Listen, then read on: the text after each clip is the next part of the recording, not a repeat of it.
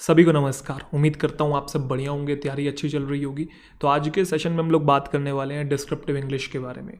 तो चाहे आप किसी भी कंपेटिटिव एग्जामिनेशन के लिए प्रिपेयर कर रहे हैं, चाहे वो एसएससी हो, बैंक हो, यूपीएससी हो, या फिर आप बोर्ड्स के लिए प्रिपेयर कर रहे हैं, या फिर किसी भी स्टेट लेवल के एग्जामिनेशन के लिए आप प्रिपेयर कर रहे हैं, जहाँ जहाँ पर डिस्क्रिप्टिव आता है, ये जो सेशन आपके लिए एक्सट्रीमली बेनिफिशियल होने वाला है, वर्थ वॉचिंग होने वाला है।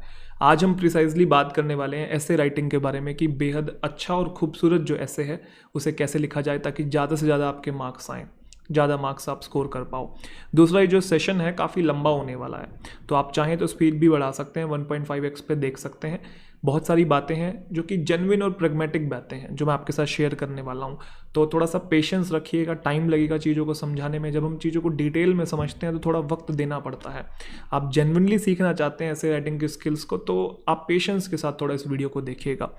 इसके बाद एक और वीडियो आएगी जिसके अंदर मैं ऐसे राइटिंग के बारे में भी बात करूंगा, लेकिन आज हम ऐसे राइटिंग तक ही सीमित रहेंगे। ठीक है जी, चलिए शुरुआत करते हैं ऐसे राइटिंग की। सबसे पहले बात करते हैं कि फीचर्स क्या है, मतलब हम क्या क्या चीज़ें पढ़ने वाले हैं आज के सेशन के अंदर। देखो, सबसे पहले हम लोग देखेंगे प्री रिक्विजिट को। प्री रिक्विजिट का मतलब होता है प्री रिक्वायर्ड थिंग्स। एक बार इनको देखेंगे, उसके बाद हम बात करेंगे फॉर्मेट की।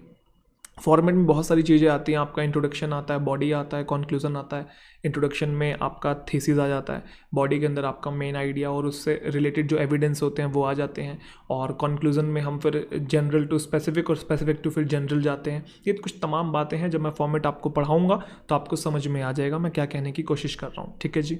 उसके बाद बात करेंगे कुछ इंपॉर्टेंट पॉइंट्स हैं, कुछ ऐसे फैक्टर्स हैं जिनको आप ध्यान में रखेंगे तो काफ़ी अच्छा ऐसे लिख पाएंगे, तो वो पॉइंट्स भी डिस्कस करेंगे। फिर लास्ट में एक फाइनल टिप रहेगी मेरी तरफ से, और फिर आखिरी में जितनी भी बातें हम सीखेंगे, जो भी थ्योरी हम पढ़ेंगे, उसको एक बार प्रैक्टिकली इंप्लीमेंट भी करेंगे सैम्पल्स के फॉर्म में, क्योंकि जो चीज़ आपने सीखी है वो आपको एक बार इंप्लीमेंट करनी भी आनी चाहिए। जब मुझे आप एक बार इंप्लीमेंट करता हुआ देख लोगे तो आपको समझ में आ जाएगा कि आपको भी कैसे लिखना है। ठीक है। और जो टॉपिक्स मैंने चूज़ किए हैं, सैम्पल्स जो मैंने उठाए हैं, वो काफ़ी मेन स्ट्रीम टॉपिक्स उठाए हैं ताकि आप रिलेट भी कर पाओ। आजकल जो इश्यूज़ चल रहे हैं बेसिकली उनके ऊपर डिस्कशन करने की कोशिश की है। तो ये रहे फीचर्स। शुरुआत करते हैं ऐसे राइटिंग की प्री रिक्विजिट के साथ। तो ये प्री रिक्विजिट दो इसको पार्ट में अगर हम तोड़ें तो प्री का मतलब क्या होता है? प्री मतलब पहले, रिक्विजिट आया रिक्वायर्ड से, तो प्री रिक्वायर्ड थिंग। सबसे पहले जो ज़रूरी है एस्से को लिखने के लिए, बहुत अच्छे लेवल पे एस्से को लिखने के लिए सबसे पहले जो ज़रूरी है वो है रीड अलॉट। ये सबसे पहला पॉइंट है। अब इसके अंदर क्या है समझते हैं इसे। This will always be helpful in the long run if you are a good reader. You will never find dirt of thoughts while writing about anything. Dirt का मतलब होता है शॉर्टेज, और बात भी एकदम बिल्कुल सही है। अगर आप अच्छे रीडर नहीं हैं, आप रीड नहीं करते, आपके दिमाग में कंटेंट नहीं है, आपके दिमाग में थॉट्स नहीं है, तो आप लिखोगे क्या? भले आपके लिखने की कितनी अच्छी स्किल्स हो, आपको फॉर्मेट भी आता हो, आपकी वोकैबुलरी भी बहुत अच्छी हो, आपका सेंटेंस फॉर्मेशन का स्टाइल बहुत बेहतरीन हो, लेकिन मन में कोई विचार ही नहीं है, मन में कंटेंट ही नहीं है, तो लिखोगे क्या? तो अच्छा राइटर बनने के लिए ये बेहद नेसेसरी है कि आप रीड बहुत ज़्यादा करें। जितना ज़्यादा कंज्यूम करेंगे कंटेंट को, उतना अच्छा आप लिख पाएंगे, बेहतर तरीके से एक किसी भी पर्सपेक्टिव को अलग अलग डायमेंशन से बता पाएंगे। यस और no? It's always said a good writer is always a good reader. एक गुड राइटर हमेशा एक गुड रीडर होता है। अच्छा, रीड करे कहाँ से? बहुत सारे कंटेंट के सोर्सेज मैंने आपको बताए हैं। आप न्यूज़पेपर से पढ़ सकते, न्यूज़पेपर से तो वैसे आपको हर टाइप का जो पर्सपेक्टिव वो मिल ही जाता है। आर्टिकल्स पढ़ सकते हैं किसी भी पर्टिकुलर टॉपिक के ऊपर, आप गूगल पे वो टॉपिक का नाम डालिए, इतने सारे ब्लॉग्स और आर्टिकल्स आ जाएंगे। जगह जगह से एक ही टॉपिक को अलग अलग सोर्सेज से पढ़ने की कोशिश कीजिए, ताकि क्योंकि क्या होता है ना, कभी कभी जब हम एक ही जगह से पढ़ते हैं तो कभी कभी बायस्ड पर्सपेक्टिव मिलता है। तो आप एक ही टॉपिक को अलग अलग आर्टिकल्स में पढ़ेंगे तो आप सारी चीज़ों को समझ के अपना खुद की एक अंडरस्टैंडिंग को डेवलप कर पाएंगे, खुद का एक नैरेटिव बना पाएंगे।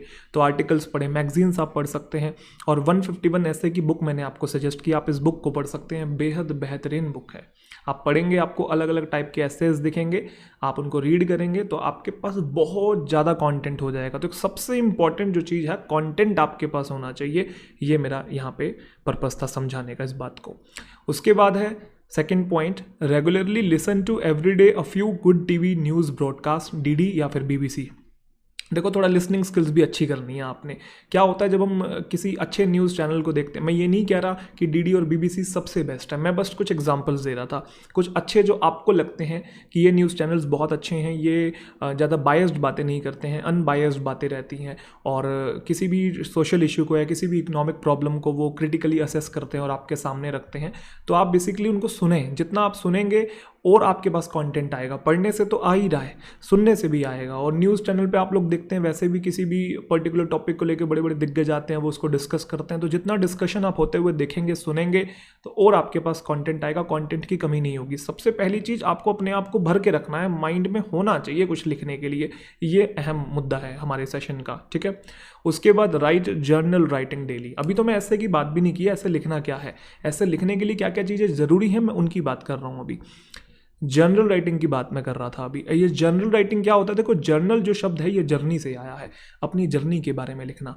अब मैं ये जर्नल राइटिंग लिखने के बारे में क्यों बोल रहा हूँ? अब मैं डायरेक्ट आपको बोलूँ कि भाई डिजिटल लिटरेसी के ऊपर लिखो, विमेन एम्पावरमेंट के ऊपर लिखो, पैंडमिक के इम्पैक्ट के ऊपर लिखो, आप एकदम से इतना हाई लेवल पे नहीं जा पाओगे अगर आप बिल्कुल भी लिखने के आदी नहीं हो। तो आप यूज टू ही नहीं हो, आपने आज तक कभी ज़िंदगी में कुछ लिखा ही नहीं है, और मैं डायरेक्ट आपको ऐसे लिखने के लिए बोल दूं और कुछ चीज़ें सिखा दूं, वो चीज़ें सीख के आप एकदम से नहीं लिख पाओगे और डिसअपॉइंटमेंट हो रहेगी।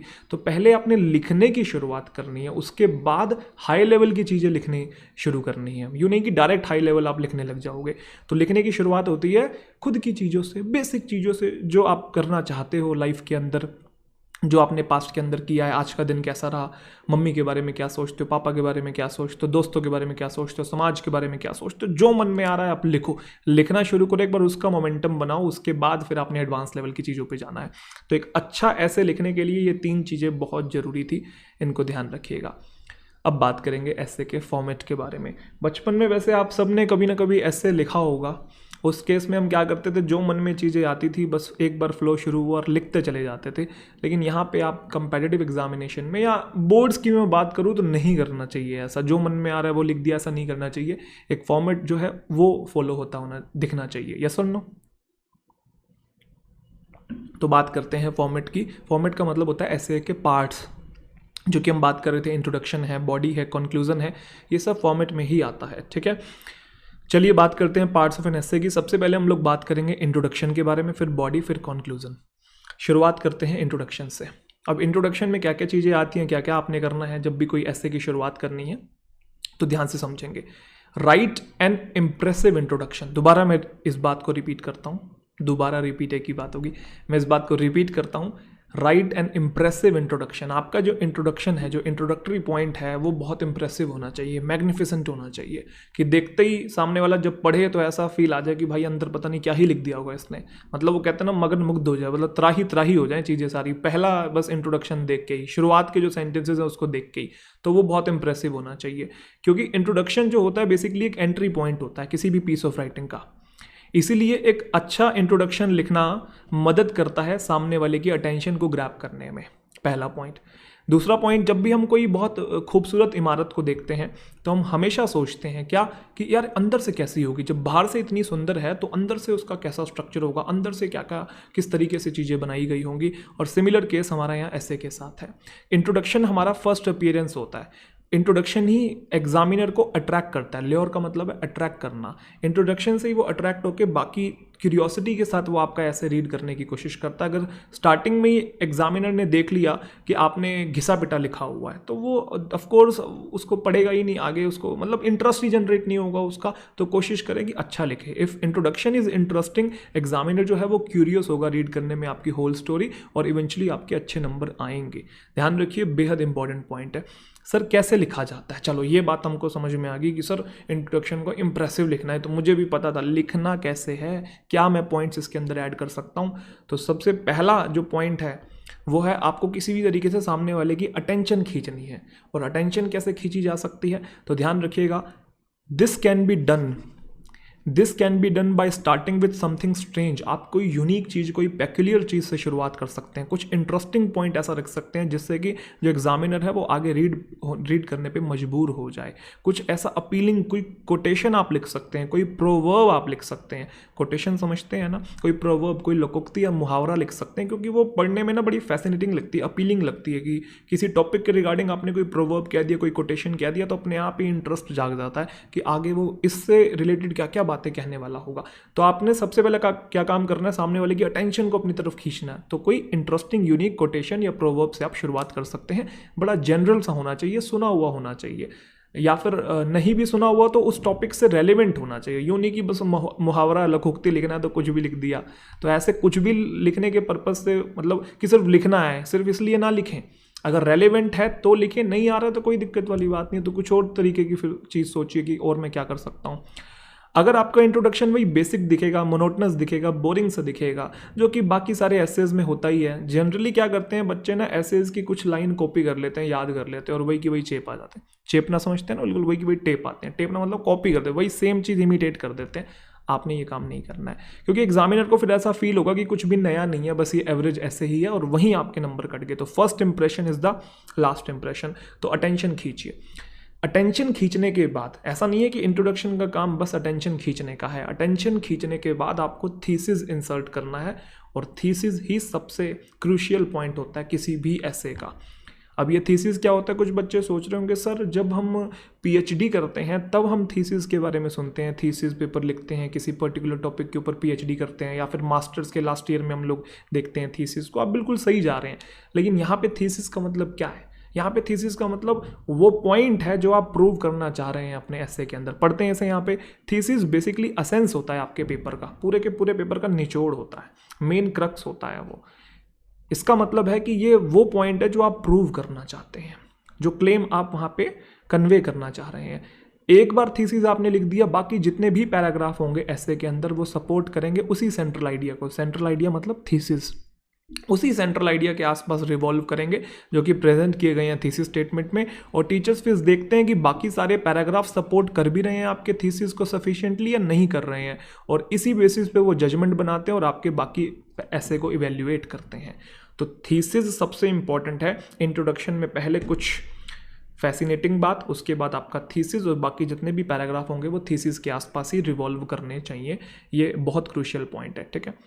एक चीज़ और ध्यान रखिएगा, अगर आप माहिर होना चाहते हैं एक कनेक्शन बनाने में, आपकी थीसिस मेन बॉडी के बीच में एक अच्छा कनेक्शन बनाना आप चाहते हैं, तो अपने आप से आप क्या कर सकते हैं, सवाल पूछ सकते हैं। आप ये सवाल पूछिए, क्या मैंने क्लियरली इंट्रोड्यूस कर दिया है मेरा थीसिस इंट्रोडक्टरी पैराग्राफ के अंदर? क्या जो मेरी बॉडी है ऐसे कि वो सपोर्ट कर रही है मेरे थीसिस स्टेटमेंट को? क्या मेरे कंक्लूजन में मैंने प्रूव कर दिया है अपने थीसिस को? जो पॉइंट्स मैं क्लेम यहाँ पे कर रहा हूँ, जो बातें मैं क्लेम कर रहा हूँ, क्या वो मैंने प्रूव कर दिया है? तो ये सारे सवाल जब आप पूछेंगे तो आप एक कॉमन थ्रेड बना पाएंगे। कॉमन थ्रेड बनाना बहुत ज़रूरी है पूरे के पूरे ऐसे के अंदर। कुछ बच्चों के मन में आ रहा होगा सर थीसिस लिखेंगे कैसे? जब हम सैम्पल्स देखेंगे ना, हम सारी चीज़ें प्रैक्टिकली इंप्लीमेंट भी करेंगे। अभी आप पहले एक बार ओवरऑल चीज़ें समझ लीजिए, एक बार जनरल ओवरव्यू ले लीजिए पहले, है ना। तो इंट्रोडक्शन में मैंने आपको दो बातें बताई। सबसे पहली चीज़ कि आपको अटेंशन ग्रैब करनी है, दूसरी चीज़ आपको अच्छा थीसिस लिखना है। थीसिस का क्या मतलब है? वही सेंट्रल आइडिया जो आप कहना चाहते हैं पूरे के पूरे एसे में। तो चलिए अब बात करते हैं बॉडी के बारे में कि बॉडी कैसी होनी चाहिए, सलमान खान जैसी होनी चाहिए या फिर रणवीर सिंह जैसी होनी चाहिए। चलिए ऐसे की बॉडी के बारे में बात करते हैं। देखो बॉडी में होता क्या है, क्या होता है बॉडी में? बॉडी जो पैराग्राफ्स होते हैं बेसिकली आपकी मदद करते हैं क्या करने में? आपके पॉइंट को प्रूव करने में। कौन सा पॉइंट? वही पॉइंट जो आपने मेंशन किया अपने थीसिस के अंदर। जितने भी बॉडी पैराग्राफ हैं वो क्या करते हैं, बेसिकली एक स्ट्रक्चर बनाते हैं। कहाँ से कहाँ तक का? इंट्रोडक्शन से कॉन्क्लूजन तक का एक स्ट्रक्चर बनाते हैं। वो स्ट्रक्चर एक कन्विंसिंग होना चाहिए और इंटरेस्टिंग होना चाहिए एग्जामिनर के लिए, ताकि वो बिलीव कर सके कि आपने जो पॉइंट है प्रूव कर दिया है, थीसिस को सफिशिएंटली एडिकेटली आपने प्रूव कर दिया है। कहने का मतलब इंट्रोडक्शन से कॉन्क्लूजन के बीच का जितना भी पार्ट है वो थोड़ा कंपेलिंग और इंटरेस्टिंग होना चाहिए, क्योंकि वही पूरा का पूरा थ्रेड है जो कि कॉन्क्लूजन तक जा रहा है, उस वही लेके जा रहा है आपके इंट्रोडक्शन को कॉन्क्लूजन तक। तो बॉडी पैराग्राफ बेसिकली स्ट्रक्चर को बनाते हैं। अब सिर्फ बॉडी पैराग्राफ में क्या क्या चीज़ें होनी चाहिए, क्या क्या हम लिख सकते हैं ताकि ज़्यादा नंबर आए, तो ध्यान से समझेंगे, बहुत इंपॉर्टेंट बातें हैं। सबसे पहली बात, जब आपने इंट्रोडक्शन लिख लिया, इंट्रोडक्शन के बाद जब आप बॉडी शुरू करेंगे तो उसमें बॉडी में सबसे पहली जो लाइन होनी चाहिए वो मेन आइडिया होना चाहिए। और वो वही मेन आइडिया होना चाहिए जो आपने थीसिस में मेंशन किया है। समझ में आया? बॉडी पैराग्राफ की जो पहली लाइन होगी वो मेन आइडिया होना चाहिए, वो वही मेन आइडिया होना चाहिए, वही बात होनी चाहिए जो आपने इंट्रोडक्शन के थीसिस में लिखी है। ध्यान से पढ़ेंगे। There has to be a sentence, एक सेंटेंस होना चाहिए जो कि मेंशन करेगा मेन आइडिया को। किसके? आपके एसे को। कहाँ होना चाहिए? बॉडी पैराग्राफ के पहली लाइन के अंदर। और बाकी फिर बॉडी पैराग्राफ के अंदर जितनी भी स्टेटमेंट होंगी पैराग्राफ के अंदर वो रिलेटेड होंगी उसी मेन आइडिया से। इसका क्या मतलब है कि they should revolve around the main idea by either providing examples और arguments in support of the main idea. मतलब जब आपने बॉडी शुरू करी और मेन आइडिया लिखा वही थीसिस से रिलेटेड, तो मेन आइडिया के बाद बॉडी के अंदर बाकी जितने भी सेंटेंसेस होंगे, जितनी भी स्टेटमेंट होगी वो उसी मेन आइडिया से रिलेटेड होंगी। और उन बाकी सेंटेंसेस में क्या होगा? उसी मेन आइडिया को सपोर्ट करते हुए एग्जाम्पल्स होंगे और आर्ग्यूमेंट्स होंगे। तो उसी से रिलेटेड हो गया ना, कॉमन सेंस है ये तो। उसके बाद also one should keep in mind that कि जो मेन आइडिया है should not be just a factual statement. Very important point कि जो मेन आइडिया बॉडी के अंदर लिखेंगे, बॉडी पैराग्राफ के अंदर, वो फैक्चुअल स्टेटमेंट नहीं होना चाहिए। क्योंकि अगर फैक्चुअल स्टेटमेंट होगा तो वो सबके लिए ट्रू होगा, वो तो यूनिवर्सल ट्रुथ है, आपके लिए भी ट्रू है, मेरे लिए भी ट्रू है। तो अगर कोई चीज़ फैक्ट है तो आप उस पर डिबेट कैसे करेंगे? आप अपने आर्ग्यूमेंट्स कैसे रखेंगे? तो आर्ग्यूमेंट्स रखने के लिए वो पॉइंट डिबेटेबल होना चाहिए। वो जो मेन आइडिया आप रख रहे हैं, जो क्लेम आप प्रूव करना चाह रहे हैं, वो डिबेटेबल होना चाहिए। आगे लिखा हुआ है because in that case there will be no logic in arguing about it. क्योंकि अगर फैक्ट होगा तो फायदा ही नहीं है ना आर्ग्यू करने का। इंस्टीड बजाय होना क्या चाहिए? जो मेन आइडिया है शुड बी डिबेटेबल पॉइंट, वो बहस का मुद्दा बने, which can have more than one dimension, एक से ज़्यादा पहलू हो उसके, एक से ज़्यादा एस्पेक्ट हो, so that you can use evidence and support your main idea. क्योंकि आप अगर मेन आइडिया को डिबेटेबल रखेंगे तभी तो उस बात को प्रूव करने के लिए आप एविडेंस भी देंगे आगे और अच्छे अच्छे आर्ग्यूमेंट्स देंगे कि मैं ये बात कह रहा हूँ तो मैं इन कारणों की वजह से कह रहा हूँ। तो इट शुड बी डिबेटेबल, ठीक है, ट्रू नहीं होना चाहिए, यूनिवर्सल ट्रुथ नहीं होना चाहिए। क्लियर है? चलें आगे। उसके बाद एविडेंस की बारी आती है। देखो आपने इंट्रोडक्शन लिखा, इंट्रोडक्शन में फैसिनेटिंग बात आई, थीसिस आई, फिर आया आपका बॉडी। बॉडी में पैराग्राफ जो है उसमें पहली लाइन मेन आइडिया है वो थीसिस से रिलेटेड है। फिर आपने उससे रिलेटेड जितने भी एविडेंसेस हैं, जो भी आर्ग्यूमेंट्स हैं, उनको लिखना है। क्योंकि जो आप बात कह रहे हैं मैं क्यों मानूं जब तक आप एविडेंस नहीं देंगे, क्योंकि डिबेटेबल पॉइंट है ना, जब तक आप एविडेंस नहीं देंगे बॉडी पैराग्राफ में, आप आर्ग्यूमेंट्स नहीं देंगे अच्छे अच्छे, आप कोई लॉजिक नहीं देंगे, तो वो आपकी बात एक्सेप्ट क्यों करेगा सामने वाला। तो when it is mention that, जब ये बात मेंशन कर दी कि जो मेन आइडिया है वो डिबेटेबल पॉइंट होना चाहिए, इसका मतलब ये है कि डिबेटेबल पॉइंट को प्रूव करने के लिए आपको प्रोवाइड करवाना पड़ेगा एविडेंस उसके सपोर्ट में। एविडेंस तो चाहिए, सामने वाला क्यों माने आपकी बात, क्यों? आप कोई भगवान हो क्या? है विधाता हो आप, जो भी कहोगे बिल्कुल सच कहोगे, सच के सिवा कुछ नहीं कहोगे, ऐसा नहीं है। तो आपने अपने एविडेंस भी रखने कि मैं इन कारणों की वजह से ये पॉइंट जो है प्रूव कर रहा हूँ। डिफरेंट सेंटेंसेस के डिफरेंट टाइप ऑफ एविडेंस हो सकते हैं। तो एक बार एविडेंस देखते हैं किस किस टाइप के हो सकते हैं। The type of evidence depends on the type of subject of the essay. Topic किस तरीके का है, अलग अलग टॉपिक के अलग अलग एविडेंस हो सकते हैं। एविडेंसेस में क्या क्या इंक्लूड हो सकता है? कोटेशन हो सकती है, कोई पैराफ्रेज हो सकता है किसी सोर्स का, कहीं पे आपने किसी किताब के अंदर पढ़ा था मान लो, तो आपने उस किताब को रेफर करके उसकी जो लाइन है आपने इन्वर्टेड कॉमर्स के अंदर लिख दिया। पैराफ्रेज का मतलब एग्जैक्ट आपने कुछ उठाया वहाँ से और यहाँ आपने पेस्ट कर दिया। मतलब पेस्ट इन द सेंस कि आपने कहीं पढ़ी थी किसी किताब के अंदर कोई बात और आपको लग रहा है कि अच्छा एक कॉन्क्रीट एविडेंस हो सकता है, तो आपने उस किताब के उस ऑथर का नाम रेफर करके उस बात को आपने वहाँ पे रख दिया। दूसरा कोई फाइंडिंग हो सकती है किसी स्टडीज़ से, कोई भाई रिसर्च हुआ है, कोई सर्वे हुआ है, ऐसा सर्वे में ये बताया गया है, ये उस ऑर्गेनाइजेशन के द्वारा ये रिसर्च हुई है, एक्स ऑर्गेनाइजेशन के द्वारा, वाई ऑर्गेनाइजेशन के द्वारा। समझ में आ रहा है? तो आप कुछ फाइंडिंग्स रख सकते हैं, डेटा रख सकते हैं, जिससे कि आपकी बात कन्विंसिंग लगेगी, थोड़ी सी कंपेलिंग लगेगी, हाँ, कि कोहेरेंटली ये अपनी बातों को रख रहा है। ठीक है। उसके बाद क्या है? काउंटर आर्ग्यूमेंटिक पॉइंट है। तो इंट्रोडक्शन समझ में आ गया, बॉडी समझ में आ गया, बॉडी में मेन आइडिया और बाकी सारी बातें उसी को सपोर्ट करते हुए बाकी सारे एविडेंसेस होने चाहिए। बॉडी में आप काउंटर आर्ग्यूमेंट भी कर सकते हैं। काउंटर आर्ग्यूमेंट क्या है? आपकी बॉडी में एक पैराग्राफ ऐसा भी हो सकता है या कुछ सेंटेंसेस ऐसे भी हो सकते हैं कि जो काउंटर आर्ग्यूमेंट को प्रेजेंट कर रहे हैं। देखो पहली बात तो जब आप ऐसे लिखते हैं ना, तो ऐसे छोटे भी होते हैं और बड़े भी होते हैं, वो डिपेंड करता है आपके एग्जामिनेशन में कितने वर्ड्स का पूछा जा रहा है। अगर कम से कम शब्दों में पूछा जा रहा है मान लो, तो आप ऑफ कोर्स अलग से पैराग्राफ थोड़ी बनाएंगे, तो बॉडी में किसी तरीके से आपको थोड़ा सटल तरीके से, थोड़ा मतलब कि पता भी ना लगे और आपने काउंटर आर्ग्यूमेंट को उसके अंदर इंसर्ट कर दिया। लेकिन अगर ज़्यादा शब्द हैं आपके पास क्या बोलते हैं, स्कोप बहुत है लिखने का, तो अलग से फिर पैराग्राफ बनाए काउंटर आर्ग्यूमेंट का। और अगर आपके पास कम शब्द हैं तो नहीं भी लिखेंगे तब भी चल जाएगा, लेकिन लिख देंगे तो अच्छा इंप्रेशन जाता है, क्योंकि आपका जो क्लेम है वो और स्ट्रॉन्गर हो जाता है। You should make sure that जो काउंटर आर्ग्यूमेंट आप दे रहे हैं वो स्ट्रांग हो। ऐसे नहीं कि बस काउंटर करने के लिए आपने काउंटर आर्ग्यूमेंट दे दिया, वो स्ट्रांग होना चाहिए, क्योंकि वो स्ट्रेंथन करेगा, मजबूत करेगा आपके आर्ग्यूमेंट को, और रीडर को ये शो करेगा कि आप दोनों साइड को कंसिडर करते हैं। आप एक ऐसे इंसान नहीं है जो सिर्फ एक टाइप की चीज़ को ही आप कंसिडर कर रहे हैं, आप हर पहलू को देखते हैं। इससे ये चीज़ शो होगी कि आप अनबायस्ड हैं और दोनों पहलुओं को देख के आप एक अच्छा डिसीजन यहाँ पे ले रहे हैं, या कुछ अच्छा पॉइंट आप लोग प्रूव कर रहे हैं। यूँ नहीं कि सिर्फ एक ही आपने मन में विचारधारा बना रखी है और उन्हीं बातों को सोच समझ के बस आप अपने बातों को कहे जा रहे हैं। नहीं, आप अलग अलग टाइप के पहलुओं को देखते हैं और आप एक अनबायस्ड इंसान है, तो एक बहुत अच्छा इंप्रेशन जाता है, आपको नंबर अच्छे मिल सकते हैं। तो काउंटर आर्ग्यूमेंट आप रख सकते हैं, ठीक है। बाकी डिपेंड करता है शब्दों की लिमिट क्या है उसके ऊपर। तो चलिए अब बात करते हैं कॉन्क्लूजन के बारे में। कॉन्क्लूजन में बेसिकली क्या होना चाहिए, conclusion should be such that it should wrap up the entire ऐसे। पूरे ऐसे को आप रैप अप कर रहे हैं, आखिरी में आके जितनी भी बातें आपने इंट्रोडक्शन और बॉडी में लिखी हैं उसको पूरी तरीके से आप कंक्लूड कर रहे हैं। यहाँ पे रीडर को आप ये शो कर रहे हैं कि आपने जो पॉइंट अपना पूरी तरीके से प्रूव कर दिया। कुछ बच्चे ना कंक्लूजन को थोड़ा एम्बिगुअस छोड़ देते हैं, वेग छोड़ देते हैं, समझ में ही नहीं आता एग्जामिनर को कि कहना क्या चाह रहा था। तो ये साफ साफ दिखे कि आपने अपना जो पॉइंट है वो प्रूव कर दिया है। दूसरा पॉइंट ये, कंक्लूजन जो है वो क्लोज एंडेड भी हो सकता है और वो ओपन एंडेड भी हो सकता है। सर क्लोज एंडेड और ओपन एंडेड का क्या डिफरेंस है? देखो, क्लोज एंडेड का मतलब है कि अब कोई डिस्कशन का स्कोप ही नहीं बचा, no more scope of discussion, कि अब बस आपने अपनी बात कह दी। और ओपन एंडेड का मतलब है कि जहाँ पे रीडर जो है या एग्जामिनर जो है will be left with more ideas for additional research, कि अच्छा इसमें और भी बातें हो सकती थी, ऐसे कुछ क्वेश्चंस जो कि अधूरे रह गए एक तरीके से। मतलब ऐसा नहीं कि ओपन एंडेड रखने के चक्कर में आप बिल्कुल वेग कर दें, आप अपना पॉइंट ही प्रूव ना करें। पॉइंट प्रूव करें, जो क्लेम आप कहना चाह रहे थे वो आपने रख दिया, उसके बाद बस जनरल तरीके से एंड कर दें, एक ब्रॉड लेवल पे लाकर छोड़ दें अपने ऐसे को, उसे ओपन एंडेड कहते हैं। वो हम सैंपल्स में देखेंगे कैसे होता है। बॉटम लाइन क्या है कि जो कंक्लूजन है along with its connection to the entire essay should leave a long lasting impression छोड़ना चाहिए आपको कंक्लूजन के थ्रू रीडर के ऊपर, ठीक है। इंट्रोडक्शन अगर फर्स्ट इंप्रेशन है तो कंक्लूजन भी कहीं ना कहीं उसके माइंड में साइकोलॉजिकल इंपैक्ट डालता है। अच्छा भाई ये पॉइंट इसने इस तरीके से यहाँ पे प्रूव किया है। तो कुछ बातें मैंने आपको बताई इंट्रोडक्शन की, बॉडी की और कंक्लूजन की। अब एक बेहद इंपॉर्टेंट बात है, तीनों से रिलेटेड, ध्यान से समझेंगे। एक शेप मैं आपको बता रहा हूँ, ये शेप में आप देख रहे हैं ये उल्टा ट्रायंगल है, फिर आपका स्क्वायर है और फिर से आपका सीधा ट्रायंगल है।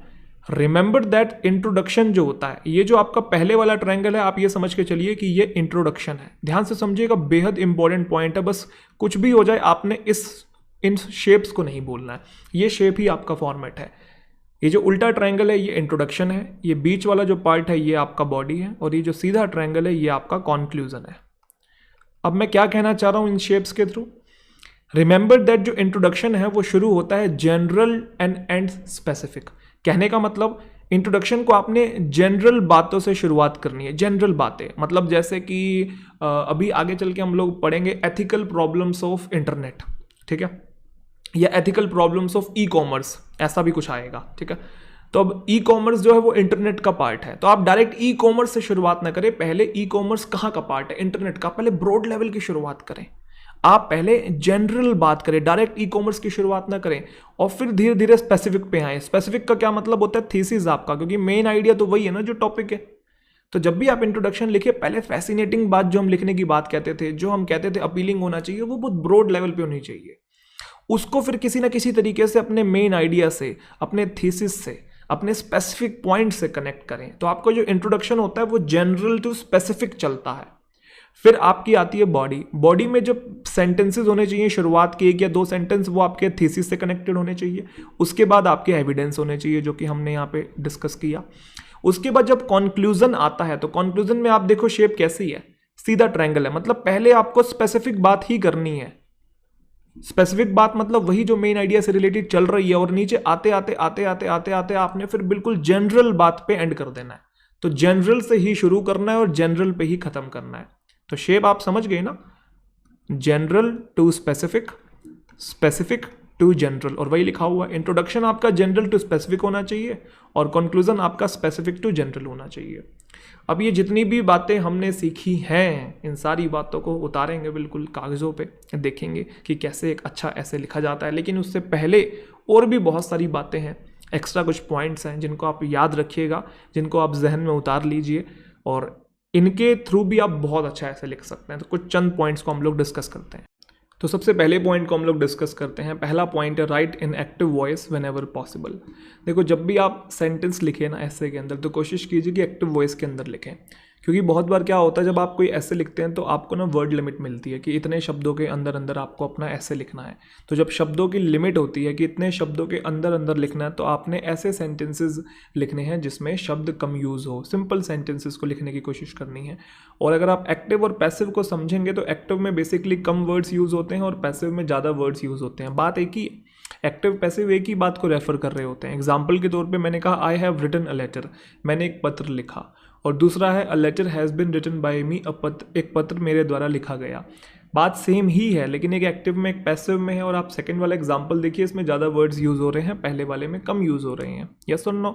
तो सेकंड सेंटेंस जो है थोड़ा वर्डी है, इसमें एनर्जी की भी कमी दिखाई दे रही है। तो जब आपके पास वर्ड लिमिट हो, है ना, और वर्ड लिमिट ना भी हो, तब भी जनरली सेंटेंसेस को लिखना एक्टिव वॉइस में ही अच्छा माना जाता है, ध्यान रखिएगा, ठीक है। लेकिन कुछ कुछ केसेस में हम पैसिव वॉइस भी यूज़ करते हैं।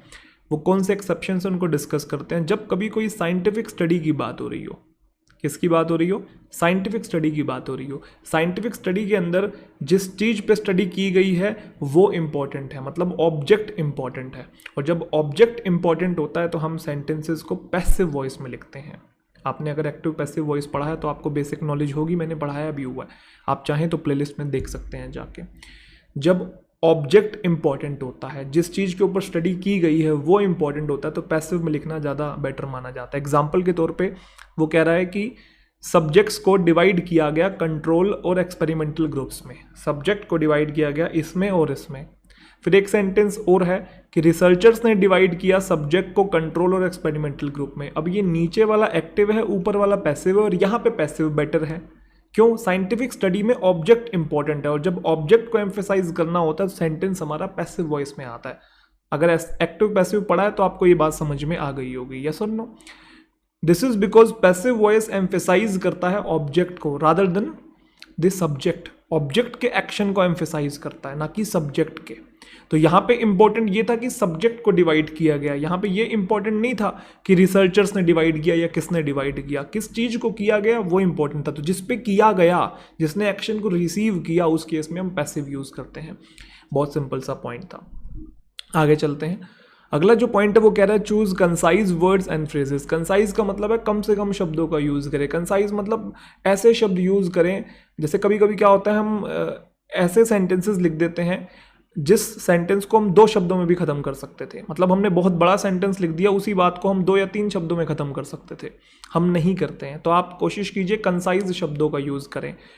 Cut out the fluff. Fluff मतलब जो बड़े बड़े सेंटेंसेस आपने लिख दिए, उसमें बहुत सारे वर्ड्स आपने पिरोज दिए हैं, उसे हटाएं। Keep your writing सक्सेंट। सक्सेंट मतलब ब्रीफ रखें। जब भी पॉसिबल हो सिंगल वर्ड को चूज करें अपने पॉइंट को कन्वे करने के लिए। सिंपल वर्ड जो चॉइसेस होती हैं ऑलमोस्ट बेटर होती हैं कॉन्वोल्यूटेड फ्रेजेस से। कॉन्वोल्यूटेड मतलब जो घुमा घुमा के की गई जो बातें हैं, या फिर रेपिटेटिव जो आप एडजेक्टिव्स या एडवर्ब यूज कर रहे हैं, उनसे बेटर सिंपल वर्ड होते हैं। सर एग्जाम्पल दे पाओगे इसका? डेफिनेटली, समझते हैं। जैसे आपके सामने एक सेंटेंस है, the animal स्लीप्स during the day and is active at the night time. ये जो एनिमल है सोता है दिन में, जागता है रात में। आपको पता है जो इंसान, कोई भी एनिमल या ह्यूमन बीइंग अगर वो दिन में सोता है और रात में एक्टिव रहता है, तो इसके लिए एक टर्म हम यूज़ करते हैं नॉकटर्नल। आपने सुना होगा, नॉकटर्नल का मतलब जो दिन में सोए और रात में एक्टिव रहे, जैसे कि उल्लू, है ना। तो आप जब इतनी बड़ी बात आपने कहने के लिए ये इतने सारे वर्ड्स यूज़, इतनी सी बात कहने के लिए इतने सारे वर्ड्स आपने यूज़ किया, आप बस नॉकटर्नल का यूज़ कर देते, बात खत्म हो जाती। तो उसको मैंने सक्सेंट कर दिया, कंसाइज शब्दों का यूज़ किया। अब ड्यूरिंग द डे, है ना, ये इज़ एक्टिव एट नाइट, इतनी बड़ी बात कहने की ज़रूरत नहीं थी। द एनिमल इज़ नॉकटर्नल, बस। एग्जाम्पल के तौर पे the fox ran very fast. जो फॉक्स है बहुत तेज दौड़ी, बहुत तेज, तो आपको पता है बहुत तेज दौड़ने को स्प्रिंटेड भी कहते हैं। तो शब्द सेव हुए कि नहीं हुए, 1 2 3 4 5, और यहाँ आपने 3 में ही काम चला दिया। तो आपकी वोकैबलरी अच्छी होगी तो आप कम से कम शब्दों में अपनी बात को व्यक्त करने की कोशिश करें। अगर वोकैब अच्छी है ये चीज़ तभी हो पाएगी। जैसे एक सेंटेंस ये देखिए, जो आर्ग्यूमेंट है ये कंपेलिंग है और कन्विंसिंग है। अब दोनों का मीनिंग सेम है भाई, आपने एग्जैजरेट करने के लिए, सेंटेंस को थोड़ा बढ़ा चढ़ा के दिखाने के लिए, अपनी बात को आगे रखने के लिए सेम टाइप के शब्दों का यूज़ कर दिया। रेपिटेटिव वर्ड्स हैं ये। कंपेलिंग और कन्विंसिंग एक ही चीज़ है, आगे लिखा भी हुआ है compelling and convincing close enough है। तो एक से काम चल जाता है तो दोनों को यूज़ करना थोड़ा रिडंडेंट हो रहा है, सुपरफ्लुअस हो रहा है। आर्ग्यूमेंट इज कंपेलिंग, समझ में आया कि नहीं आया? चीज़ों को एग्जैजरेट नहीं करना है, जैसा है वैसा का वैसा रखना है। तो कम से कम शब्दों में, कंसाइज और सक्सेंट वर्ड्स में अपनी बात को कहना है। अगला पॉइंट है यूज पंक्चुएशन। चेंज कर लेते हैं colour. Use punctuation to set your writing rhythm. कभी कभी क्या होता है, हम पंक्चुएशन का यूज़ करना भूल जाते हैं और बस लिखते चले जाते हैं और लिखते चले जाते हैं और गाड़ी बिल्कुल ऐसे भगाते हैं और रोकते नहीं है, शताब्दी की स्पीड में निकलते हैं। वो कह रहा है कि रीड आउट अलाउड, थोड़ा तेज पढ़ो। जब भी आप रिवाइज करें अपने काम को, थोड़ा ट्यून देने के लिए, रिदम लाने के लिए थोड़ा तेज पढ़ें। जब आप तेज पढ़ते हैं तो आपको पता लगता है कि कहाँ पे कॉमा देना है, कहाँ पे रुकना है, कहाँ नहीं रुकना है, कहाँ पे फुल स्टॉप लगाना है। वही चीज़ आगे लिखी हुई है। कॉमास को इंक्लूड करो ताकि इंडिकेट किया जा सके कि यहाँ पे पोज लेना है। फुल स्टॉप को यूज़ करो। Use natural pauses to give a reader time to breathe. कभी कभी हम ऐसा फ्लो में लिख देते हैं, बीच में अगर आप कॉमा नहीं लगाते तो उसको सांस लेने का ही टाइम नहीं मिला, वो फ्लो में पढ़ता जा रहा है, इतना कॉम्प्लिकेटेड सेंटेंस आपने लिख दिया। तो पंक्चुएशन अपनी अच्छी रखें, बहुत ज़रूरी है। और ऐसा भी ना हो कि ज़्यादा पंक्चुएशन आप यूज़ कर दें। Do not include so much punctuation कि आपकी राइटिंग जो है चौपी लगे, हर जगह पंक्चुएशन काट पीट के आपने लिखा हुआ है। स्ट्रेटेजिकली यूज़ करना है, ये लिखा हुआ है नीचे। अच्छा, जैसे आप इस वाले सेंटेंस को आप देखो, इस वाले को, A complicated sentence like this one with too much or confusing or misplaced punctuation is hard for most readers to follow. कितना अजीब गरीब लग रहा है, जैसे काट पीट के ऐसे बिठा रखे हैं वर्ड्स यहाँ पे जबरदस्ती के, ऐसा लग रहा है ना। दोबारा देखो, एक कॉम्प्लिकेटेड सेंटेंस जैसा कि ये है जिसमें बहुत ज़्यादा और कंफ्यूज होने वाले और मिसप्लेस जो पंक्चुएशन है ये हार्ड है रीडर्स के लिए उनको फॉलो करना। कितना अजीब लग रहा है। तो आप थोड़ा सा इजी रखें, इजी टू रेड रखें, अपनी राइटिंग को क्लियर रखें, पंक्चुएशन यूज़ करें, ऐसा ना कि टू मच हो जाए। हर चीज़ की अति जो है बुरी होती है, आप लोगों को पता ही है। स्लैंग का यूज़ ना करें, कॉन्ट्रैक्शंस का यूज़ ना करें, और अदर इनफॉर्मल एक्सप्रेशन है। स्लैंग मतलब इनफॉर्मल वर्ड्स होते हैं, कॉन्ट्रैक्शन मतलब वो इज़ नॉट को इज़ंट, डू नॉट को डू नॉट, है ना, और वो आर नोट को हम लोग एंट आई वो कर देते हैं। ये चीज़ें ना करें। अकेडमिक राइटिंग आप लिख रहे हैं, फॉर्मल इंग्लिश का आप यूज़ करें। अकेडमिक राइटिंग चीज़ें क्लियर होनी चाहिए, वहाँ पे कंसाइज होनी चाहिए, ज़्यादा कैजुअल तरीके से ना लिखें। वो सारे वर्ड्स हटा दें, जैसे कि अब ये इट इज़ है ना, तो आप उसको इट्स ना लिखें, इट इज़ ही लिखें। कभी आप सोचें कि ऐसा लिखोगे तो शायद शब्द आपके सेव हो रहे हैं, नहीं, आप उसको इट इज़ ही लिखें, क्योंकि ये इनफॉर्मल सेंस देगा जो आप ये इट्स लिख रहे हैं। ठीक है, कॉन्वर्सेशनल वर्ड्स भी यूज़ ना करें, ये कूल, ये प्रेटी, है ना, प्रेटी इंटरेस्टिंग, प्रेटी क्रेजी, इस टाइप के, सैवेज, एपिक, चिलिन, ये टाइप के जो शब्द हैं ना, आई एम गोना, इन चाय, है ना, आई वोना, ठीक है, ये चीज़ें ना करें।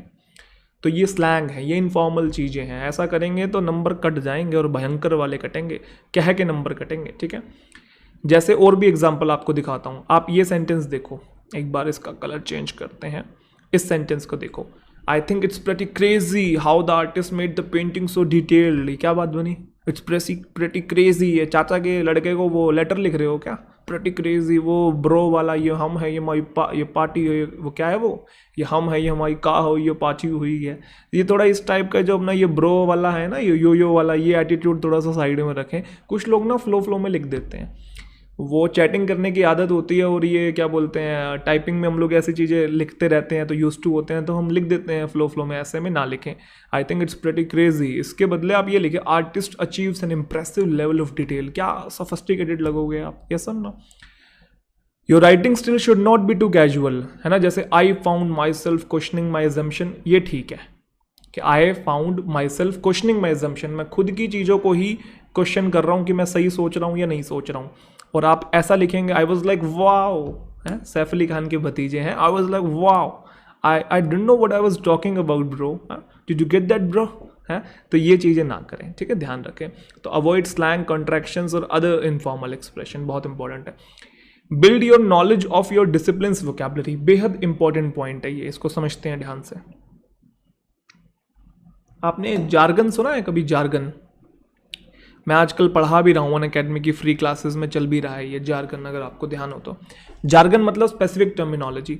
अब देखो, किसी भी फील्ड के ऊपर आपके सामने आ सकता है ऐसे लिखने के लिए, ज़रूरी नहीं है कि आप जिस फील्ड में माहिर हैं उसी फील्ड पे ऐसे आएगा, किसी भी फील्ड में आ सकता है। तो जब आप अलग अलग फील्ड को पढ़ेंगे, उनके शब्दों को अच्छे से पढ़ेंगे, तो जब आप उस फील्ड का ऐसे लिखेंगे तो उस फील्ड के शब्द भी यूज़ करेंगे तो बेटर रहेगा। जैसे पॉलिटी की कुछ स्पेशल टर्मिनोलॉजी होती है जो पॉलिटी में ज़्यादा यूज़ होती है, ऐसे बायो की कुछ स्पेशल टर्मिनोलॉजी है, इकोनॉमिक्स की है, बैंकिंग की है, क्लाइमेट की है। हर फील्ड की अपनी जार्गन्स है, हर फील्ड की अपनी डिसिप्लिन का मतलब होता है कोई पर्टिकुलर सब्जेक्ट। ये वो अनुशासन वाला तो है ही, हमको पता है, लेकिन इसका मतलब कोई पर्टिकुलर सब्जेक्ट भी होता है। तो हर सब्जेक्ट की एक स्पेसिफिक टर्मिनोलॉजी होती है। आप टेक्स्ट बुक को पढ़ते हैं जब आप एनसीईआरटी की बुक्स पढ़ते हैं, क्योंकि देखो अलग अलग टाइप की नॉलेज गेन करनी है तो एनसीईआरटी की बुक्स भी पढ़ लेंगे तो बेटर रहेगा। तो उसमें ग्लोसरी का ऑप्शन होता है ना, हिस्ट्री की अलग ग्लोसरी है, बायो की अलग है, और आपका वही मैंने बताया बैंकिंग और इकोनॉमिक्स की अलग है। तो अलग अलग जब जो भी फील्ड का ऐसे लिख रहे हैं ना, आप वैसे ही वर्ड्स यूज़ करें, बेटर रहेगा। जैसे एग्जाम्पल के तौर पे अगर आप कोई लिटरेरी एनालिसिस लिख रहे हैं और you might discuss how an author makes a comparison, आपको वहाँ पे कंपैरिजन शो करना है, तो आपको पता है ना कि कंपैरिजन करने के लिए जो हम लिटरेचर की फील्ड में वर्ड यूज़ करते हैं वो मेटाफर है और सिमिली है। ये दोनों फिगर ऑफ स्पीच हैं जो कि किसके लिए यूज़ होते हैं, ये कंपैरिजन के लिए यूज़ होते हैं। अब आप कोई लिटरेचर वाला मान लो ऐसे लिख रहे हैं, उसके अंदर अगर आप कंपैरिजन की जगह मेटाफर शब्द यूज़ करेंगे कितना बढ़िया रहेगा। वो उसको ये चीज़ दिखेगी आपको कि इस पर्टिकुलर फील्ड की नॉलेज है, इस पर्टिकुलर फील्ड के आप शब्द भी जानते हैं, तो आपको मार्क्स अच्छे मिल सकते हैं। ठीक है, मेटाफर सुना है ना, तेरी झील सी नीली आंखें, ये चांद सा रोशन चेहरा।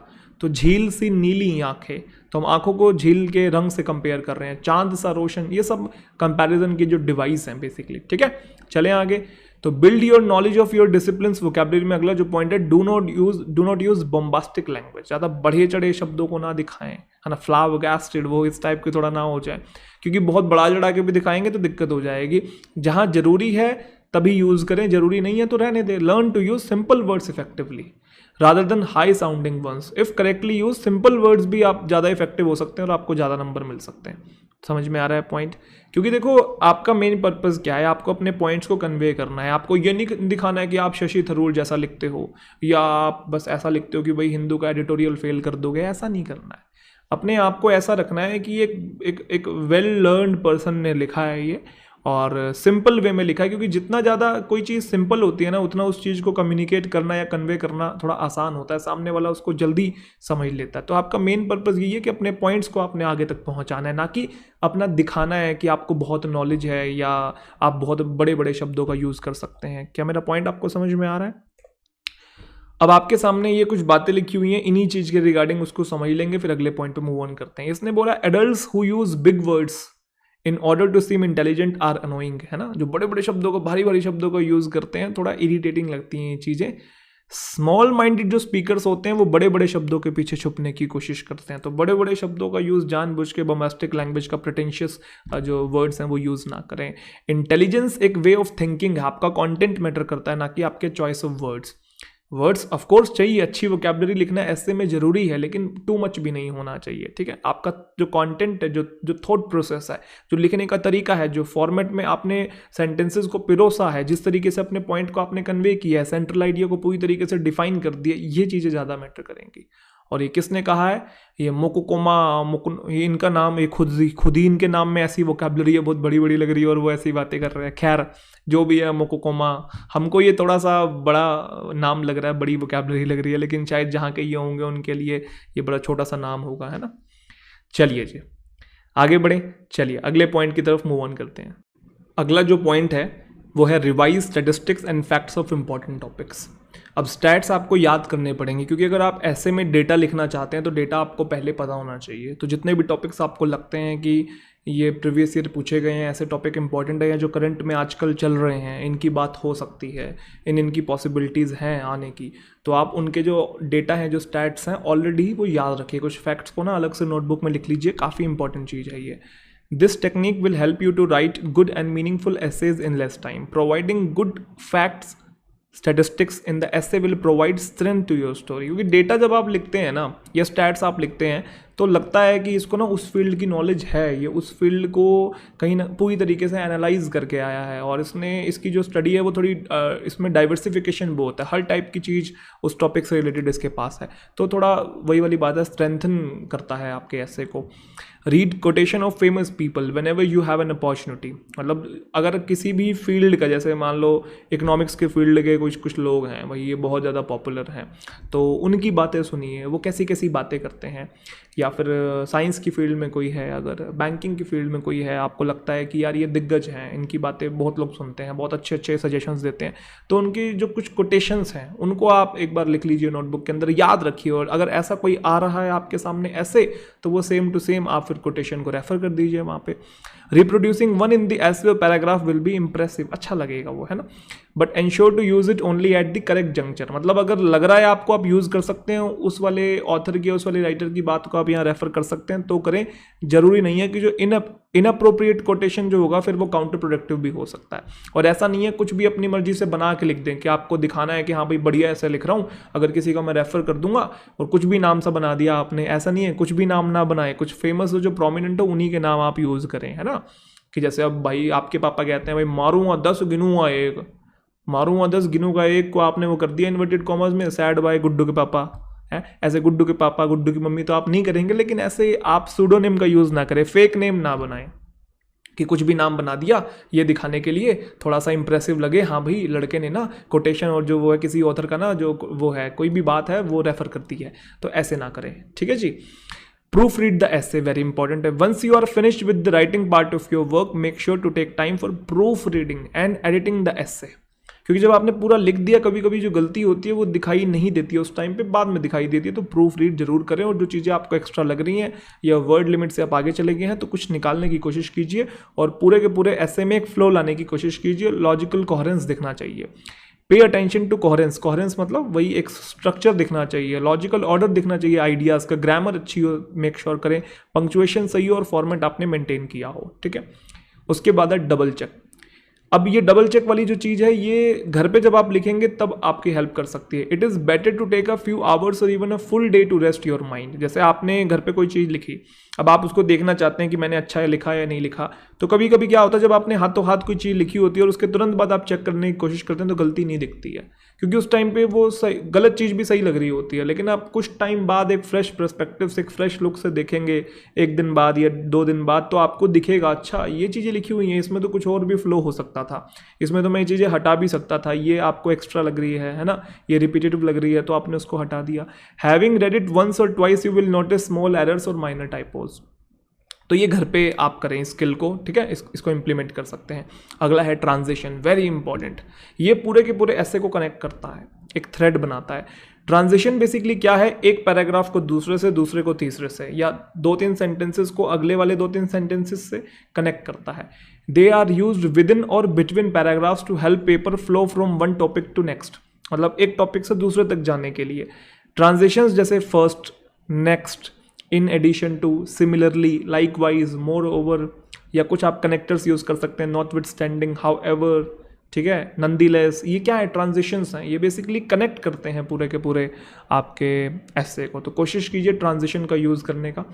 उसके बाद है रीड अदर पीपल्स ऐसे, बेहद important point,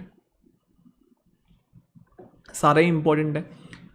just as the book you read subconsciously help mould your own writing style, so reading other people's essay can help you develop and build your own essay writing style। सही बात है, कोई book हम पढ़ते हैं उससे कुछ ना कुछ हम गेन कर ही लेते हैं, कॉन्शियसली और सबकॉन्शियसली। अगर आपके आसपास कोई लोग हैं जैसे जिनसे आप बातचीत करते हैं तो हम उनके भी कभी कभी जो बिहेवियर होता है वो हम अटेन कर लेते हैं, होता है ऐसा, मतलब अडेप्ट कर लेते हैं एक तरीके से। आपके साथ होता होगा, कहा जाता है कि we are the average of 5 people we surround with, है ना। तो जिस तरीके की हम चीज़ें पढ़ते हैं वैसे हमारी आदत पड़ जाती है। तो अच्छे ऐसे आप लिखना चाहते हैं तो आप अच्छे ऐसे जो लिखे हुए हैं दूसरों के द्वारा आप उनको पढ़िए, आपका उनको पढ़ पढ़ के और जो जो चीज़ें सबकी अच्छी लग रही हैं उनको सीखिए और अपनी खुद की फिर क्रिएटिविटी यूज़ कीजिए लिखने की। Try to try to read a range of other essays, अलग अलग टाइप के पढ़िए, वाइड वैरायटी ऑफ सब्जेक्ट्स पे पढ़िए, ना कि सिर्फ जिसमें आपको इंटरेस्ट है, डिफरेंट डिसिप्लिन्स के पढ़िए, अलग अलग सब्जेक्ट पे पढ़िए, ठीक है। डिफरेंट काइंड ऑफ आर्ग्यूमेंट्स और स्टाइल्स आपको देखने को मिलेंगे। जितना वाइड रीड करेंगे उतना पॉसिबल है कि भाई टेक्निक्स जो है ना आपके लिए उठानी आसान हो जाएंगी, नई नई चीज़ें आपको दिखेंगी ना, तो खुद का आपका एक स्टाइल बिल्कुल वो कहते हैं ना कि उभर के आएगा। तो दूसरों के ऐसे रीड करने की कोशिश कीजिए।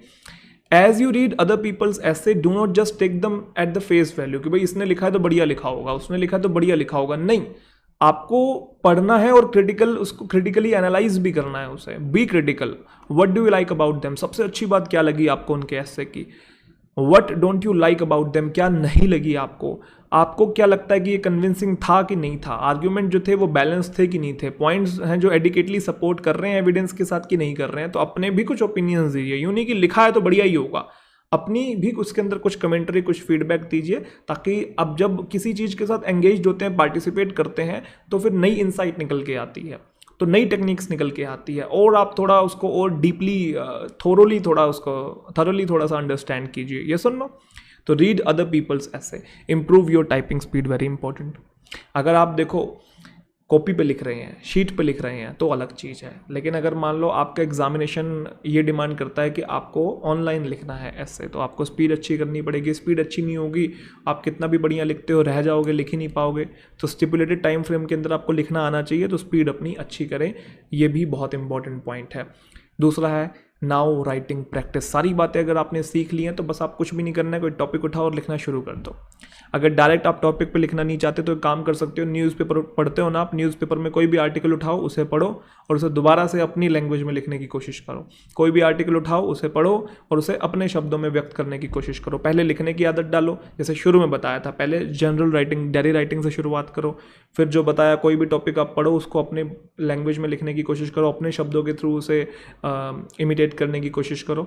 और उसके बाद फिर कोई भी टॉपिक उठाओ, किसी भी पर्टिकुलर फील्ड का हो सकता है, उसके ऊपर फिर अपने व्यूज़ जो हैं, जैसा कि मैंने सिखाया उस तरीके से लिखने की कोशिश कीजिए। और टाइम दे दीजिएगा अपने आप को कि इस टाइम के अंदर अंदर मुझे लिखना ही ख़त्म करना है, क्योंकि आप लिखने बैठोगे तो रात हो जाएगी और लिखते ही जाओगे। तो एक टाइम भी देना, डेडलाइन भी देनी बहुत ज़रूरी है, ठीक है। वो कहते हैं ना कि जो गोल है बिना डेडलाइन के जस्ट एक ड्रीम होता है, तो डेडलाइन भी बहुत ज़रूरी है। एक फाइनल टिप है मेरी तरफ से, बहुत ज़्यादा इंपॉर्टेंट है ये, कि जब भी आप ऐसे लिखें ना तो सबसे पहले ड्राफ्ट बना लें। ड्राफ्ट का क्या मतलब है कि आप ना पहले आपके माइंड में जो आ रहा है, जो भी उस टॉपिक से रिलेटेड पॉइंट्स आ रहे हैं, उसे फटाफट से फ्लो में लिख लें कि इंट्रोडक्शन में ये, बॉडी में ये, कंक्लूजन में ये, ऐसे लिखूंगा। मतलब अभी उसे स्ट्रक्चर ना करें, जो मन में आ रहा है, चाहे आपके मन में इंट्रोडक्शन, बॉडी, कंक्लूजन नहीं भी आ रहा है, जैसे भी आइडियाज़ आ रहे हैं एक बार आने दीजिए, एक बार उसका फ्लो होने दीजिए। क्योंकि आप जब लिखने बैठोगे तब आइडियाज़ सोचना बड़ा मुश्किल हो जाएगा, आइडियाज़ फ्लो में ही आते हैं। तो एक बार फ्लो में आइडियाज़ आने दीजिए, आते रहेंगे, फिर उनमें से जो आपको अच्छा लगे। और ये काम ज़्यादा देर का नहीं होता। जब आप ऐसे लिखने बैठते हैं, जैसे कोई ब्लूप्रिंट बना रहे हैं, कोई नक्शा बना रहे हैं, कोई बहुत बड़ी इमारत खड़ी करनी है, तो उसका नक्शा बनाना बहुत ज़रूरी होता है ना।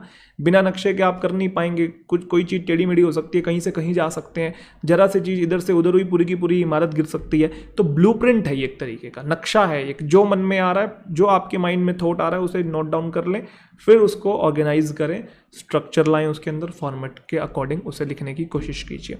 ये थी मेरी तरफ से फाइनल टिप। अब हम बात करने वाले हैं सैम्पल्स की। अब जितनी भी बातें हमने सीखी, इसे हम प्रैक्टिकली इंप्लीमेंट करेंगे। कुछ मेन स्ट्रीम जो टॉपिक्स हैं वो मैं उठाऊंगा। ये जितनी भी बातें बताई, इनको 1 बाय 1 करके मैं आपको दिखाऊंगा। जो एसेज लिखे हुए हैं ये मेरे द्वारा ही लिखे गए हैं। आप देखिएगा कि मैंने थीसिस कैसे लिखा है, थीसिस को मैंने बॉडी से फिर कैसे कनेक्ट किया है, और जो बॉडी है फिर बॉडी के बाद कंक्लूजन में मैंने कैसे उसको कन्वे किया है, और क्या मैं जनरल टू स्पेसिफिक जा रहा हूँ कि नहीं, क्या फिर मैं कंक्लूजन में स्पेसिफिक टू जनरल आ रहा हूँ कि नहीं। तो ये सारी बातें आप देखिएगा मैंने इंप्लीमेंट की है कि नहीं की है, क्या मैंने कोई कोटेशन ऐड किया, कोई पैराफ्रेज ऐड किया किसी पर्टिकुलर या प्रोमिनेंट ऑथर या स्पीकर का, क्या मैंने कुछ प्रोवर्ब या कुछ पेक्यूलियर चीज़ स्टार्टिंग में इनिशियल पार्ट में ऐड की है कि नहीं की है। तो कुछ सैम्पल्स आप जब देखेंगे तो आपको आइडिया लग जाएगा कि मैं इतनी देर से आपको क्या समझाने की कोशिश कर रहा था। तो आपकी बेटर अंडरस्टैंडिंग रहेगी, इससे आप खुद भी फिर लिखेंगे तो आपके सामने एक फ्लो और एक पैटर्न आ जाएगा जिसको इमिटेट करना बड़ा आसान होगा। बस आपको कंटेंट चेंज करना होगा, दैट इज इट, और कुछ भी नहीं। चलिए सैंपल्स देखते हैं। एक छोटा सा पॉइंट और है, काफ़ी इंपॉर्टेंट है, जो अभी मैं आपको सैंपल्स दिखाने वाला हूँ, ये सारे के सारे 200 या 250 वर्ड्स के बीच के सैंपल्स हैं। हो सकता है आपके एग्जामिनेशन में ज़्यादा वर्ड्स में ऐसे आपको लिखने के लिए मिले, लेकिन अधिकतर एग्जामिनेशन में 200, 250, 300 इन्हीं शब्दों के बीच के अंदर आपको ऐसे को लिखना होता है। तो मैं इन्हीं शब्दों को, इसी वर्ड लिमिट को ध्यान में रख के जितने भी सैम्पल्स आपको दिखाने वाला हूँ, क्योंकि क्या होता है ना, अगर शब्द कम है तो आपको अपने ऐसे को कॉम्पैक्ट करना पड़ेगा, कम से कम शब्दों में बड़ी से बड़ी बात को कहना पड़ेगा, ताकि सामने वाले को अच्छे से समझ में आ जाए कि आपका थीसिस क्या था और आप क्या कंक्लूड करने चाह रहे थे। लेकिन जब वर्ड्स हमारे पास बहुत ज़्यादा होते हैं, लिमिट ज़्यादा होती है, तो हम खुल के अपनी बात को व्यक्त कर सकते हैं, तब हमारे पास ऑप्शंस बहुत ज़्यादा होते हैं। लेकिन चैलेंज तभी हमारे सामने, मतलब मुश्किल चीज़ें तभी लगती हैं जब कम से कम शब्दों में लिखना हो, वो मेन चैलेंज होता है। ज़्यादा शब्द होते हैं तो बंदा खुल के फिर भी अपनी भावनाएं व्यक्त कर लेता है, ये भी लिख दूँ वो भी लिख दूँ, है ना कहीं मतलब एक खुल के आप लोग लिखते हैं। लेकिन जब शब्द कम होते हैं तब सोच समझ के लिखना होता है कि जो वर्ड लिमिट है वो एक्सीड ना हो जाए, क्योंकि अगर आपकी लिमिट 250 और आपने लिख दिए 300, 350 शब्द, तो फिर नंबर आपके कट सकते हैं। प्लस माइनस 10-15 शब्द चलता है, ये 250 की लिमिट है तो प्लस माइनस 10-15 शब्द आपके हो रहे हैं, 250 से 10 एक वर्ड कम हो रहे हैं, 15 एक शब्द कम हो रहे हैं, ज़्यादा हो रहे हैं। लेकिन अगर बहुत ज़्यादा वर्ड आप कर देते हैं, बहुत ज़्यादा शब्द आप कर देते हैं, वर्ड्स कर देते हैं, तो नंबर आपके कट भी सकते हैं। और ये मत सोचिएगा कि अगर मैं कम में लिखता हूँ, मान लो 250 शब्द आपको मिले हैं और आप उससे कम में लिख रहे हैं और आपको लग रहा है शायद अब नंबर कट देंगे, ऐसा कुछ नहीं है। बात को आपने बहुत अच्छे तरीके से व्यक्त कर दिया, आपको लगता है कि आपने असर्टिवली अपनी बात को कन्वे कर दिया है, तो ऐसी कोई दिक्कत वाली बात नहीं। मैंने कहा ना, प्लस माइनस 10-15 शब्द हो सकते हैं। और क्योंकि एग्जैक्ट आप वर्ड थोड़ी गिनने बैठेंगे एक एक को, बिल्कुल वैसे तो वर्ड काउंट होता है, नीचे एग्जामिनेशन में दिखता है कि इतने वर्ड्स आपने लिखे हैं, लेकिन स्टिल एक एक वर्ड को आप बिल्कुल चुन चुन के थोड़ी करेंगे ऐसा। वो तो कोई भी इंसान होगा यार, मशीन थोड़ी है आप, थोड़ा बहुत तो ऊपर नीचे हो ही जाता है, बशर्ते ये कि आपने अपने थीसिस को बस अच्छे से प्रेजेंट किया और उसे अच्छे से कॉन्क्लूड कर दिया हो। तो अब जितने भी सैम्पल्स हम देखेंगे 200-250 शब्दों के आसपास ही देखेंगे। चलिए फिर सैम्पल्स की तरफ नज़र डालते हैं। चलिए पहले टॉपिक को देखते हैं। पहला जो टॉपिक है जिस पे हमें ऐसे लिखना है वो है विमेन एम्पावरमेंट, महिला सशक्तिकरण हिंदी में कहें तो, ठीक है। इसके बारे में डिस्कशन करते हैं। पहले ड्राफ्ट देखेंगे, उसके बाद हम पॉइंट्स देखेंगे जो अच्छे अच्छे हो सकते हैं, ठीक है।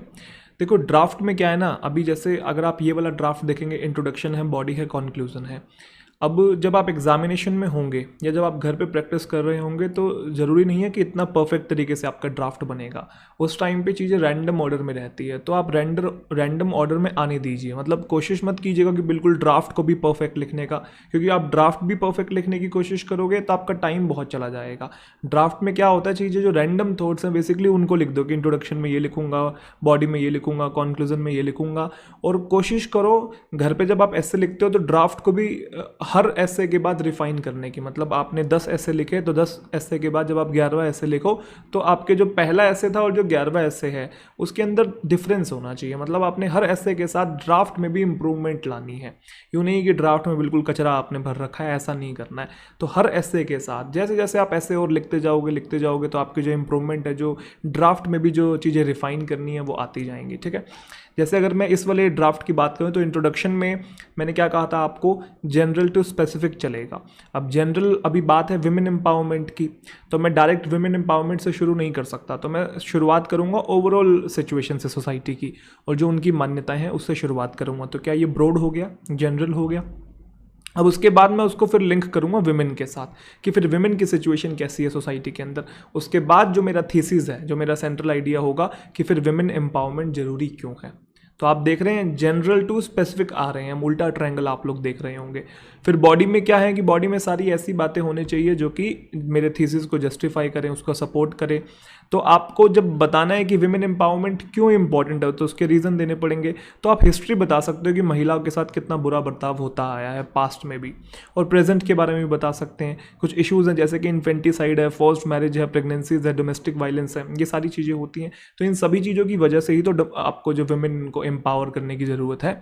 उसके बाद आपको फिर रिलेट करना इस पॉइंट को कि society has to develop in complete sense, कि मतलब सोसाइटी में सिर्फ महिलाएं नहीं हैं, पुरुष भी हैं, या सिर्फ पुरुष नहीं है महिलाएं भी हैं। तो विमेन एम्पावरमेंट का मतलब ये नहीं है कि पुरुषों को पीछे छोड़ दो और महिला को आगे ले आओ। इसका मतलब है कि दोनों को बराबरी के साथ लेके चलो। वो फेमिनिज्म की आइडियोलॉजी भी कहीं ना कहीं आती है इसके अंदर, ये सुन लो। तो कंप्लीट सेंस में बेसिकली हमें वो करना है, सोसाइटी को डेवलप करना है। और फिर उसको डेवलप आपने कनेक्ट करना है how we can help women to become part of this overall development. जो ये ओवरऑल डेवलपमेंट करनी है इसमें वुमेन कैसे पार्ट बन सकती हैं। तो आप देख रहे हैं घुमा फिरा के सारी चीज़ें वुमेन के इर्द गिर्द ही घूम रही है कि उनको कैसे एम्पावर करना है। फिर कंक्लूजन आपको पता है कि स्पेसिफिक टू जनरल जाता है, स्पेसिफिक टू जनरल, है ना।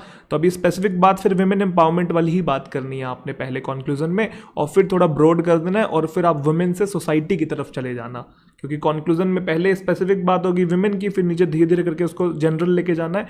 तो फिर स्पेसिफिक टू जनरल में, स्पेसिफिक टू ब्रॉड में आप सोसाइटी पे लाके उसे खत्म कर दें। तो ये तो हो गया ड्राफ्ट। अब ये ड्राफ्ट आपको लग रहा होगा बहुत परफेक्ट है सर, इतना परफेक्ट कैसे लिखेंगे। देखो वही वाली बात है, मुझे आपको कोई चीज़ समझानी है तो मुझे आपके सामने बेस्ट चीज़ प्रेजेंट करनी पड़ेगी। जब हम उस चीज़ को लिखते हैं तो वो थोड़ा सा क्या बोलते हैं, कच्चा होता है वो, तो चीज़ें पकती हैं टाइम के साथ। धीरे धीरे आपके भी ड्राफ्ट में जो मैंने कहा ना चीज़ें रिफाइंड होने लगेंगी। चलिए शुरुआत करते हैं इंट्रोडक्शन की। देखें, चलिए पहले आप एक बार रीड कीजिए इसे वीडियो को पॉज करके। चलिए समझते हैं, आई होप आपने रीड कर लिया होगा, ध्यान से समझिएगा। शुरुआत करेंगे उल्टी ट्रायंगल, जनरल टू स्पेसिफिक। तो पहले मैं वुमेन एम्पावरमेंट की बात ना करके जनरल सोसाइटी की, है ना, इन जनरल बात कर रहा हूँ मैं, ठीक है। Our society has some of its deep seated constructions which are religiously followed and has normalised over the years. बिल्कुल जनरल बात है कि हमारी सोसाइटी में बहुत सारे ऐसे ट्रेडिशनल जो बिलीफ हैं, जो पूरी तरीके से ऐसी मानसिकताएं जो धस चुकी हैं, है ना, जिसको लोग अंधाधुन फॉलो करते हैं, रिलीजियसली फॉलो करते हैं, मतलब ना उसके पीछे कोई लॉजिक देखते हैं ना कोई तुक होता है, बस उसको फॉलो करते हैं। और जब लोग फॉलो करते हैं तो वो चीज़ें क्या हो जाती है, नॉर्मलाइज हो जाती है, नॉर्मल हो जाती है हमारे लिए। बिल्कुल ब्रॉड बात है, कोई वुमेन की बात नहीं की है। अब धीरे धीरे देखो लिंक कैसे करेंगे। तो कह रहा है जेंडर रोल्स भी है ना जो उन्हीं एक कंस्ट्रक्शन में एक है। कंस्ट्रक्शन मतलब जो बिलीफ हमने बनाए गए हैं। अब जेंडर रोल्स क्या होता है कि लड़के ये करेंगे, लड़कियां ये करेंगी, कि भाई लड़का है या पापा हैं तो बाहर कमाने जाएंगे, मम्मी है तो घर में खाना पकाएगी। तो जेंडर रोल्स भी थे ना जिनको लोग माना करते थे, और ये नॉर्मलाइज हो गए हैं और हम समाज में देखते हैं ऐसा ही होता हुआ है। फिर उसके बाद बोल रहा है कि जो रोल्स जो हैं that are appropriated for women are confining in nature, कि जेंडर रोल्स जो हैं वो बनाए तो गए हैं, लेकिन उसमें जो महिलाओं का रोल है वो बेसिकली कन्फाइनिंग है, मतलब उनको बांध के रखा जाता है एक तरीके से, वो सीमित है, एक दायरे के अंदर बंद है, वो दहलीज को पार नहीं कर सकती है। फिर कह रहा है जब ये, चलो कन्फाइनमेंट तक ठीक था, कन्फाइनमेंट का मतलब आपने उसको बंद करके रखा, ठीक है, लेकिन जब ये कन्फाइनमेंट ऑपरेशन की तरफ चली जाती है, ऑपरेशन मतलब जब उनके ऊपर आप वायलेंस करते हो, उन्हें मारते हो, है ना, उनके पूरी तरीके से उनके सारे अधिकार छीन लेते हो, फिर जरूरत पड़ती है एम्पावर करने की, है ना, मजबूत करने की। किसको? महिलाओं को, ताकि वो बाहर निकले। किनसे? उन बेड़ियों से। Because they are unequal. क्यों बाहर निकलना है? क्योंकि वो इक्वल पार्ट है। किसका? सोसाइटी का। और अगर उनको आप ट्रीट करते हो जस्ट बिकॉज कि उनका सेक्स डिफरेंट है, तो ये बिल्कुल अनजस्ट बात है, सही चीज़ नहीं है, और हमें ज़रूरत है वुमेन को एम्पावर करने की, सशक्त करने की। कितना खूबसूरत लिखा हुआ है। तो आपने देखा हम कैसे गए, हम लोग गए जनरल टू स्पेसिफिक, और इसमें मेरा थीसिस क्या था? थीसिस मेरा शुरू होता है बिकॉज के बाद, क्योंकि वो इक्वल पार्ट है सोसाइटी का, और अगर आप उसको ट्रीट करते हैं डिफरेंटली तो उनके सेक्स की वजह से, मतलब जेंडर की वजह से, तो बिल्कुल अनजस्ट है। तो घुमा फिरा के कहने का मतलब अगर यहाँ से लेकर यहाँ तक भी माने तो ये कंप्लीट थीसिस बन सकता है, ना कि सिर्फ बिकॉज से। कि सेंट्रल आइडिया ये है कि हमें विमेन को एम्पावर करना है, there arises a need to empower women, ये कह सकते हैं आप, सेंट्रल आइडिया है। I hope my point got clear. चले अब इसके बाद बॉडी में कैसी बातें आनी चाहिए। बॉडी में जितने भी एलिमेंट्स होंगे वो इसी बात को सपोर्ट कर रहे होंगे कि वुमेन को हमने क्या करना है, एम्पावर करना है, ठीक है। चलिए शुरुआत करते हैं। तो पहले मेन आइडिया से ही शुरुआत करेंगे। सिंस टाइम इमेमोरियल मतलब काफ़ी समय से जो वुमेन है उनको कंसिडर किया जाता है वीकर सेक्स। सही बात है, उनको वीक माना जाता है, चाहे वो प्राइवेट लाइफ की बात करें या पब्लिक स्पेस की बात करें। प्राइवेट में घरों में हम लोग देखते हैं तो महिलाओं को वीक माना जाता है कि भाई सामान उठाना है तो कौन उठाएगा, पापा उठाएंगे या भाई उठाएगा, लड़की नहीं उठाएगी। क्यों? क्योंकि वो वीक है, नाजुक है। चाहे हम प्राइवेट या पब्लिक स्पेस की भी बात करें, बाहर की भी बात करें, कि भाई जो आर्मी जैसे प्रोफेशन है, इंजीनियर जैसे प्रोफेशन है, वो कौन लेंगे, वो कौन करेगा? वो लड़के करेंगे। और ये जो टीचिंग जैसे और ये डिज़ाइनिंग जैसे जो प्रोफेशन है, देखो अभी मेरे बोलने में भी वैसी टोन आ रही है। क्यों? क्योंकि ये चीज़ें नॉर्मलाइज हो रखी हैं, है ना। इनको कौन करेगा? ये नाजुक काम है, इनको महिलाएं करेंगी। तो वीकर सेक्स हम हमेशा समझा जाता है। फिर जो सफरिंग्स है विमेन की वो स्टार्ट होती है प्रीनेटली का मतलब उसके जन्म से पहले ही शुरू हो जाती है। हम लोग देखते हैं किस फॉर्म में? फीमेल इन्फेंटिसाइड के फॉर्म में होता है ऐसा कि भाई पेट में ही जो बच्चा होता है उसे मार दिया जाता है ना। अब वैसे यहाँ पे जो टर्म मुझे यूज़ करना चाहिए था वो फीटिसाइड यूज़ करना चाहिए था। इन्फेंटिसाइड जो टर्म है ना, इन्फेंटिसाइड वो टर्म होता है कि जब बच्चा पैदा होता है और उसके बाद उसको मारा जाए, बेसिकली जब उसकी उम्र छोटी हो। यहाँ पे मुझे फीटिसाइड है ना जो टर्म है, जो भ्रूण हत्या जिसे हम कहते हैं, वो यूज़ करना चाहिए था, क्योंकि मैं प्रीनेटली की बात कर रहा हूँ ना, तो आप यहाँ पे एक बार चेंज कर लीजिएगा, ठीक है। तो जो सफरिंग्स है विमेन की वो स्टार्ट होती है प्रीनेटली, उसके जन्म से पहले ही शुरू हो जाती है, क्योंकि फीमेल फीटिसाइड होता है, क्योंकि हम भ्रूण हत्या कर देते हैं कि भाई पहले ही हमने जेंडर का पता लगवा लिया और पता लगा कि भाई लड़की है तो लड़की को पेट में ही मरवा दिया। क्यों? क्योंकि लड़का सबको प्यारा है, भाई वंश आगे बढ़ाना है, तो ऐसी मेंटेलिटी, ऐसी मानसिकता आप लोग देखते हैं। और फिर ये चीज़ डिफरेंट शेप लेती है through out their life, including unequal educational. अगर मान लो हो भी जाता है, कुछ लोग लड़कियों को पैदा कर भी देते थे, जो सोच बता रहा हूँ मैं, फिर एजुकेशन के मामले में कॉम्प्रोमाइज़ करते थे, लड़की को पढ़ने की क्या ज़रूरत है। एम्प्लॉयमेंट अपॉर्चुनिटीज़ में भी आप लोग देखते हैं इतना ज़्यादा कुछ इक्वालिटी नहीं मिलती है। डोमेस्टिक वायलेंस हम लोग देखते हैं, फोर्स मैरिज देखते हैं, अनटाइमली प्रेगनेंसीज हैं, रेप्स है, मोलेस्टेशन है, ये सारी जो जितना भी वायलेंस हो रहा है ये महिलाओं के साथ, ये उनको बचपन से लेकर थ्रू आउट द लाइफ देखना पड़ता है। तो हम बता रहे हैं ना कि एम्पावर करने की क्यों ज़रूरत है, रीज़न दे रहे हैं, जस्टिफाई कर रहे हैं अपनी बात को कि अब ज़रूरत है एम्पावर करने की, क्योंकि बहुत हुआ, enough is enough. I hope मेरा पॉइंट समझ में आ गया। इनफैक्ट जो डिग्निफाइड एग्जिस्टेंस है is the elemental right of any individual, किसी भी इंडिविजुअल की बात करें, चाहे वो लड़का हो लड़की हो, इर्रिस्पेक्टिव ऑफ देयर जेंडर, है ना। सबको भाई राइट है अपने हिसाब से जीने का, इज्जत के साथ, सम्मान के साथ जीने का।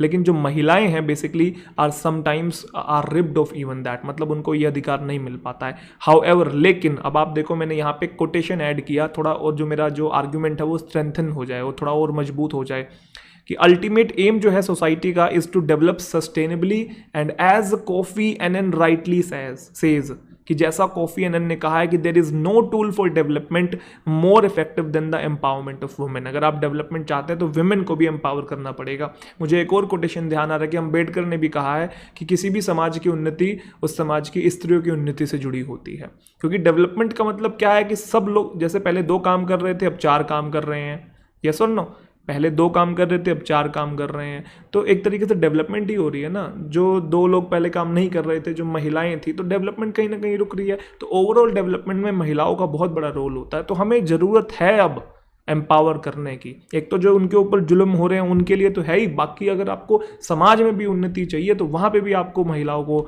बेसिकली एम्पावर करना पड़ेगा। फिर बोल रहा है कि जो विमेन, जो एम्पावरमेंट है वो कैपेशिएट करता है वुमेन को, कैपेशिएट मतलब उनको पावर देता है, प्रोवाइडिंग देम इक्वल रिप्रेजेंटेशन, वो अपने आप को बराबरी के साथ रिप्रेजेंट कर पाए समाज के अंदर, कि उनकी भी कोई वैल्यू है, उनका भी कोई स्टैंड है, उनका भी इक्वल पार्टिसिपेशन है। कहाँ पे? एजुकेशनल और एम्प्लॉयमेंट अपॉर्चुनिटीज़ के अंदर, जो कि फिर उनसे और उनकी स्ट्रेंथन करेगा। क्या स्ट्रेंथन करेगा? उनके अस्तित्व को और स्ट्रेंथन करेगा, कि हाँ भाई वो भी समझेंगे कि हम भी इस पूरी दुनिया में हम भी इंसान है। अदरवाइज तो वुमेन को इंसान भी नहीं समझा जाता। जिस तरीके की प्रॉब्लम्स हमने ऊपर देखी है, ऐसी प्रॉब्लम तो इंसान जानवरों के साथ करता है, तो उनको भी लगेगा कि हाँ मैं भी एक ह्यूमन बीइंग हूँ, मैं भी एक इंसान हूँ। ये सारी चीज़ें वुमेन को ऐसा फील कराएंगी, ना कि सिर्फ डोमेस्टिक फ्रेमवर्क में बल्कि सोसाइटी एज अ होल। अब आपको ये सब चीज़ें लग रही होंगी कि कहाँ होता है सर, इतना नहीं होता है, आपके आसपास ये चीज़ें नहीं दिखती हैं, लेकिन ऐसा नहीं है कि समाज में होती नहीं है, समाज में बहुत होती हैं। आसपास भी आपको दिखती होंगी, लेकिन अधिकतर केसेस में हमें अपने आसपास बहुत रेयर ये चीज़ें देखने को मिलती हैं, क्योंकि दुनिया बहुत बड़ी है।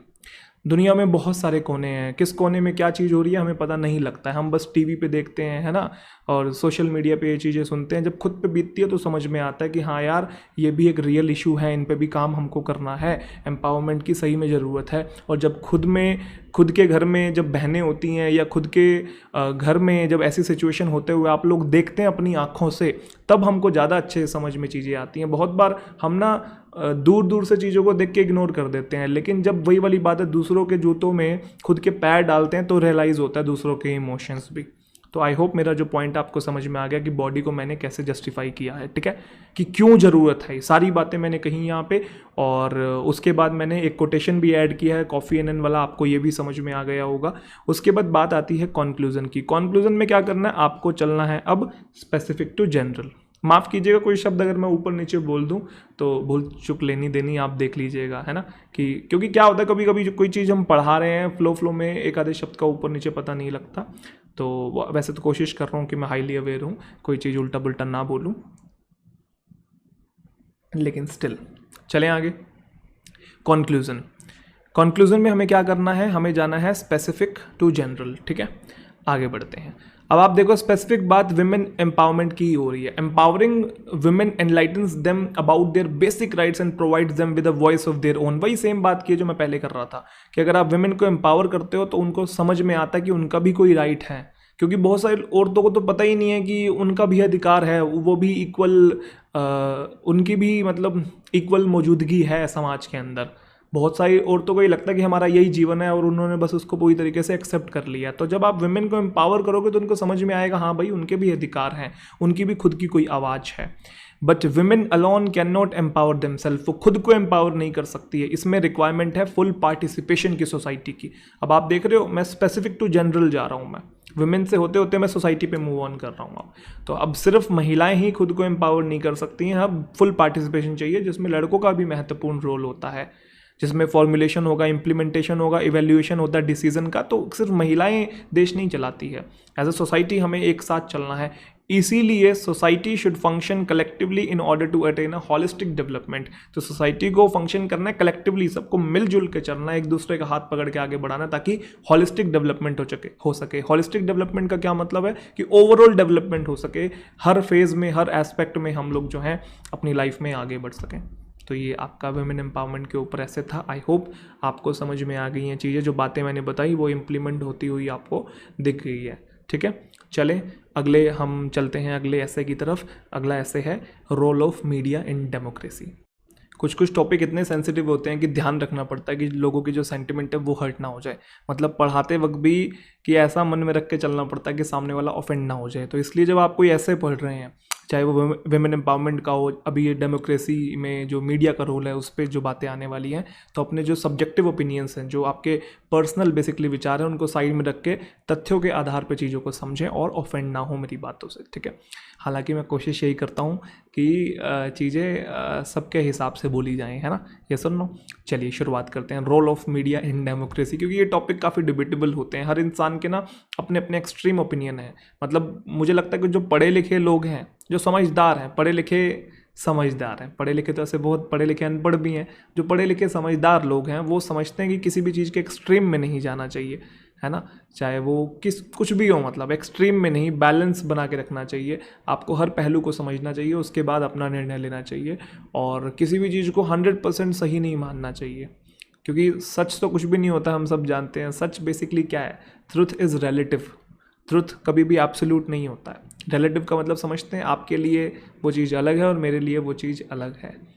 तो घुमा फिरा के भी ज़्यादा फिलोसफिकल बात मैं नहीं करता हूँ, मेरा पॉइंट आप समझ गए होंगे मैं क्या कहने की कोशिश कर रहा हूँ। शुरुआत करते हैं role of media in democracy.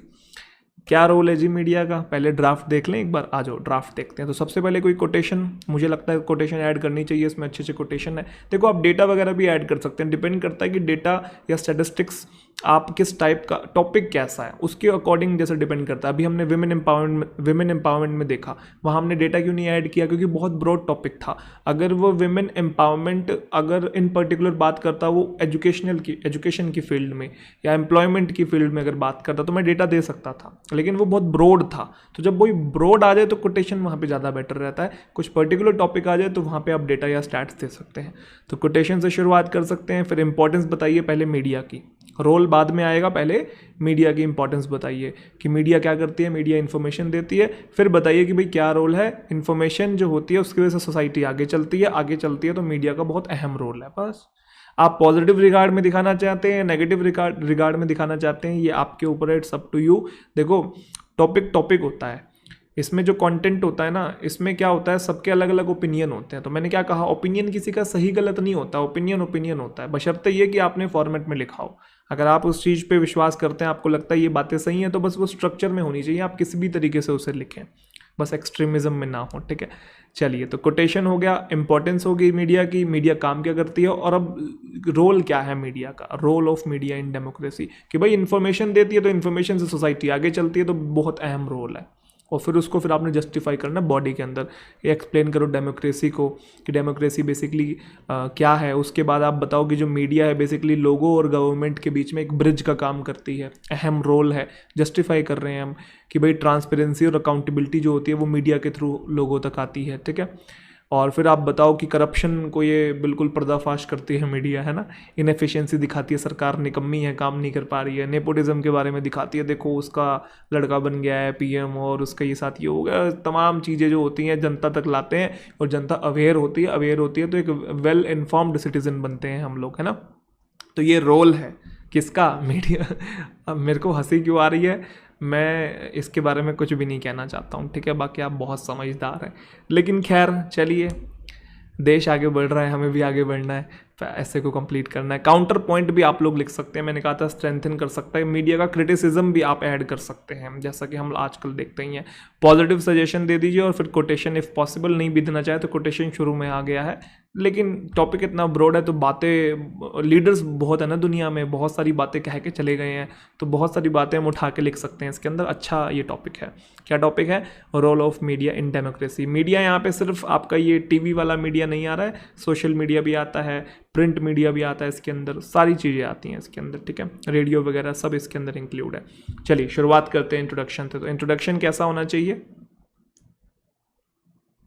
Introduction होना चाहिए आपका जनरल टू स्पेसिफिक। एक बार ना मैं वीडियो चेक कर लूँ कि ओपन है भी या नहीं है। ओपन है जी,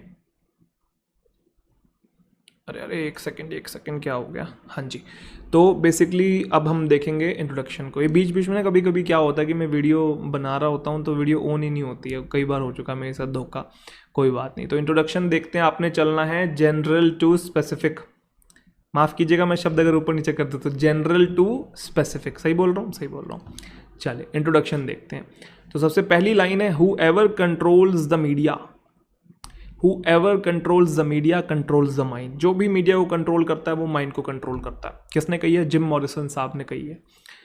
अब क्या मतलब है इस लाइन का, कि भाई जो मीडिया को कंट्रोल करता है वो सबको कंट्रोल करता है, क्योंकि जो हमें दिखाया जाएगा हम उसी को सच मानेंगे, तो हम मतलब उसके दिमाग पे हमारा पूरी तरीके से कंट्रोल है। जो हमने पिरोसा उसने वो चीज़ समझ ली और उसको एक्सेप्ट कर लिया। तो whoever controls the media controls the mind। और ये चीज़ एविडेंट है, बिल्कुल क्लियर है मॉरिसन की स्टेटमेंट से, कि मीडिया एक्चुअल में ही कंट्रोल करती है हमारे दिमाग को, वो शेप करती है हमारे ओपिनियन को और हमें पावर देती है बेसिकली। क्या प्रोवाइड करवा के, इन्फॉर्मेशन प्रोवाइड करवा के, जो कि एक ड्राइविंग फोर्स है हमारी कंट्री की। हमें चीज़ों की नॉलेज नहीं होगी तो हम आगे लाइफ में कैसे बढ़ पाएंगे। तो घुमा फिरा के मैंने जनरल चीज़ से शुरुआत की है, बड़ी जनरल बात से शुरुआत की है, कोटेशन से मैंने उसका जो एग्जामिनर का ध्यान अपनी तरफ ग्रैब करने की कोशिश की है। फिर बताया है इस बात को, मैंने फिर बताया है कि भाई जो है मीडिया से हमारे ओपिनियन शेप होते हैं, हमें पावर मिलती है। पावर कैसे मिलती है, हमें इन्फॉर्मेशन जानने को मिलती है, इन्फॉर्मेशन से हम लोग आगे बढ़ते हैं। तो एक डेमोक्रेटिक कंट्री की बात करें जो कि पर्टिकुलरली इन्फ्लुएंस होती है मीडिया के द्वारा, क्योंकि जो फ्रीडम ऑफ स्पीच है और जो एक्सप्रेशन है वो सेंट्रल है डेमोक्रेसी से। बिल्कुल सही बात है, फ्रीडम ऑफ स्पीच और जो एक्सप्रेशन है, फ्रीडम ऑफ एक्सप्रेशन, ये डेमोक्रेसी के बिल्कुल सेंट्रल टेनेट्स हैं, यस और नो। तो मीडिया बेसिकली एक्सरसाइज करती है that freedom to educate the people of country, thereby transforming them into informed citizen. तो फिर उस फ्रीडम ऑफ एक्सप्रेशन को, उस फ्रीडम ऑफ स्पीच का यूज करके, क्योंकि फ्रीडम है ना तभी तो मीडिया सब कुछ बता पा रही है, गवर्नमेंट की जितनी भी चीज़ें हमको बताएगी। तो बेसिकली डेमोक्रेसी के मेन जो मूलभूत टेनेंट्स क्या है, फ्रीडम ऑफ एक्सप्रेशन है। तो मीडिया इसी का यूज़ करके हम तक सारी चीज़ें पहुंचाती है और ट्रांसफॉर्म करती है एक वेल इन्फॉर्म्ड सिटीजन के अंदर हमको। तो ये रोल है मीडिया का, किसके अंदर, डेमोक्रेसी के अंदर। मैंने मीडिया को डेमोक्रेसी के साथ जोड़ रहा हूँ, आपने ये चीज़ नोट कर ली होगी। तो मुझे उम्मीद है कि आपको समझ में आ गया कि यहाँ से लेकर यहाँ तक मेरा थीसिस है, जिस थीसिस में मैंने बात की है कि मीडिया का रोल क्या है डेमोक्रेसी के अंदर। और मैं यहाँ पे गया हूँ जनरल टू स्पेसिफिक। चलें आगे। अब मेन आइडिया हमने डिस्कस कर लिया, अब बॉडी में इसके सपोर्टिंग एलिमेंट्स देखते हैं। अब देखो ये बहुत खूबसूरत लाइन है, वैसे अब्राहम लिंकन की है, लेकिन पहले जिम मॉरिसन का नाम लिख दिया तो बार बार अब्राहम लिंकन फिर नाम लिखते, और आगे देखो यहाँ पे मैंने थॉमस कैरोलिन का भी नाम लिखा है, तो बार बार नाम लिखेंगे तो ज़्यादा लगेगा, ओवर हो जाएगा, इसलिए मैंने यहाँ पे नाम नहीं लिखा। तो democracy is a government of the people, by the people, for the people. मतलब डेमोक्रेसी पूरी तरीके से जनता के हाथ में ही है, जनता ही मेन मालिक होती है डेमोक्रेसी। डेमो का मतलब ही क्या है, डेमो का मतलब होता है लोग, पीपल, और क्रेसी मतलब सरकार, तो लोगों की सरकार, लोकतंत्र जिसे हम कहते हैं। और ये बैलेंस होती है 3 पिलर्स के द्वारा। अब हम बहुत सुनते हैं कि भाई एग्जीक्यूटिव है, लेजिस्लेटिव है, जुडिशरी है, ये 3 इंडिपेंडेंट पिलर्स हैं, यस और नो।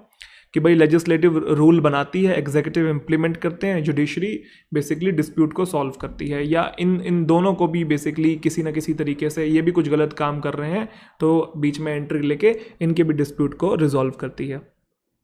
3 पिलर्स हैं और कहा जाता है कि जो मीडिया है वो लोकतंत्र का चौथा स्तंभ है। आपने बहुत सुना होगा, तो ये बात आप कह सकते हैं, बहुत खूबसूरत बात है। तो आप किसने कही है ये, अगर आपको याद है तो बहुत अच्छी बात थी कि Thomas Carroll has added another pillar, एक और स्तंभ की बात की है। मीडिया को क्या कहा है, चौथा स्तंभ कहा है डेमोक्रेसी का। क्यों कहा है, क्योंकि जो मीडिया है एक ब्रिज की तरह एक्ट करता है लोगों के बीच में और गवर्नमेंट के बीच में। इट मेक्स दिस सिटीजन, चाहे वो रूरल वाले हो या फिर इलिटरेट हो, जो पढ़े लिखे ना हो, उनको अवेयर करती है सोशल, पॉलिटिकल और इकोनॉमिकल एक्टिविटीज़ के बारे में कि क्या हो रहा है देश में, और बिचौलिया बनती है गवर्नमेंट के मैसेज के बीच में और मासेज के बीच में। वही तो सारी इन्फॉर्मेशन को ट्रांसफर करती है, अदरवाइज हमको तो कुछ पता ही नहीं होगा। तो ये चौथा स्तंभ इसलिए कहा गया है। क्या सारी चीज़ें इर्द गिर्द घूम रही है, रिलेट हो रही है, एक ही चीज़ के बारे में बार बार बात हो रही है? ये सुन लो। उसके बाद क्या बोल रहा है, ट्रांसपेरेंसी है। ट्रांसपेरेंसी और accountability are foundations of the democracy, कि वही चीज़ें क्लियर होनी चाहिए, जो हो रहा है वही मीडिया दिखा रही है, जो जिम्मेदार है, जिसकी अकाउंटेबिलिटी है, उसके बारे में ही बताया जा रहा है। तो ये डेमोक्रेसी के क्या है, फाउंडेशंस हैं। और मीडिया बेसिकली क्या करती है, हेल्प करती है in their achievement by drawing public attention towards institutional corruption, inefficiency, nepotism, abuse of power etcetera. अब देखो डेमोक्रेसी में क्या है, सब कुछ ट्रांसपेरेंट है, सब इक्वल है, अकाउंटेबिलिटी है कि जिसने जो चीज़ गलत की है वो उसका जिम्मेदार है। तो मीडिया क्या करती है, ये सारी चीज़ें दिखाती है ना कि भाई ये वाली सरकार गलत काम कर रही है, ट्रांसपेरेंट तरीके से आपको दिखा रही है। इस वाली सरकार ने नेपोटिज्म हुआ है कि भाई अपने बेटे को या अपने कोई भी रिश्तेदार को टिकट दिलवा दी है, जो मतलब जो डिजर्विंग था कैंडिडेट उसको नहीं मिली है बेसिकली, तो नेपोटिज्म हुआ है यहाँ पे। हम अगर पॉलिटिकल पार्टीज़ में हम लोग देखते हैं तो पॉलिटिकल पार्टी के जो प्रेसिडेंट होते हैं, बेसिकली जो मेन हेड होते हैं, वो भी एक ही फैमिली के माँ बेटे, अब देखते ही हैं ऐसा बनते हैं, ये सुन लो। तो ये जितनी भी चीज़ें हो रही हैं बेसिकली, तो ये जो मीडिया है ये हम लोगों तक पहुंचाती है। तो हम बेसिकली रोल बता रहे हैं, जस्टिफाई कर रहे हैं अपनी बात को, हमारे पूरे के पूरे ऐसे को हम लोग और मजबूत बना रहे हैं, रोल बता के, रोल्स को और थोड़ा स्पेसिफाई करके। फिर बोल रहा है जो बेटर इन्फॉर्म सिटीजन है बेसिकली फैसिलिटेट करता है the formation of a legislative government, क्योंकि अगर सिटीजन ज़्यादा इन्फॉर्म्ड होगा, उसको समझ होगी, तो अच्छी सरकार बनेगी। तो अच्छी सरकार बनेगी तो फिर मीडिया का क्या रोल है, वो एक टूल है जो कि नेशन को बिल्ड करता है। कितनी बढ़िया बात है, ध्यान से समझो आप। भाई मीडिया सब कुछ क्लियरली सिटीजन को बताएगा तो वो ज़्यादा अवेयर होगा, उसको नॉलेज आएगी तो वो अपनी सरकार को अच्छी तरीके से चूज़ कर पाएगा कि मेरे लिए ये बढ़िया है और ये बढ़िया नहीं है। तो एक तरीके से जब आप सरकार अच्छी चूज़ करोगे तो देश अच्छा आगे बढ़ेगा, देश बढ़ेगा तो फिर सबसे इंपॉर्टेंट रोल किसका हो गया, मीडिया का ही तो हो गया ना। तो टूल है नेशन बिल्डिंग का। आई होप जो मेरा पॉइंट है समझ में आ गया। अब हम चलेंगे स्पेसिफिक टू जनरल कॉन्क्लूजन के अंदर, ठीक है। पहले बात हम करेंगे मीडिया के बारे में, लेकिन अच्छा देखो यहाँ पे मैंने काउंटर आर्ग्यूमेंट ऐड किया है, थोड़ा और स्ट्रेंथन लगे, मैं अनबायस्ड ना लगूं, ठीक है।